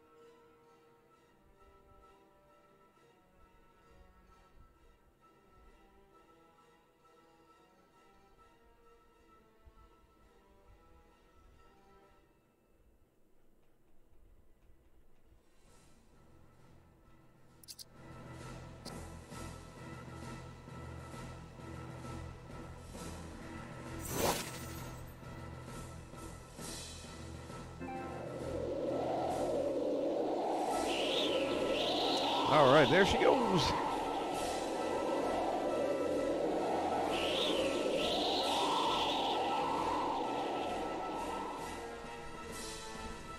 Okay, everybody, we got our save down, and I think it's time to just chill out for a little bit, regroup, refocus, maybe even complete this thing next run through. What do you think? And then gonna work on posting that save file. I imagine Dioval would love flying about this place. I believe he would. Ooh. Okay, just got a new idea for it. We will have to add the dragon.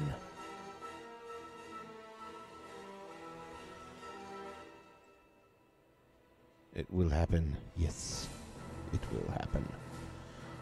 All right, everybody, this is Old School. I'm reminding you that Disney Infinity is the game where the only limitation is your imagination. I'm going to catch up with you again real soon, I hope, and we will once again be right here, All Night Gaming, and we will be under construction.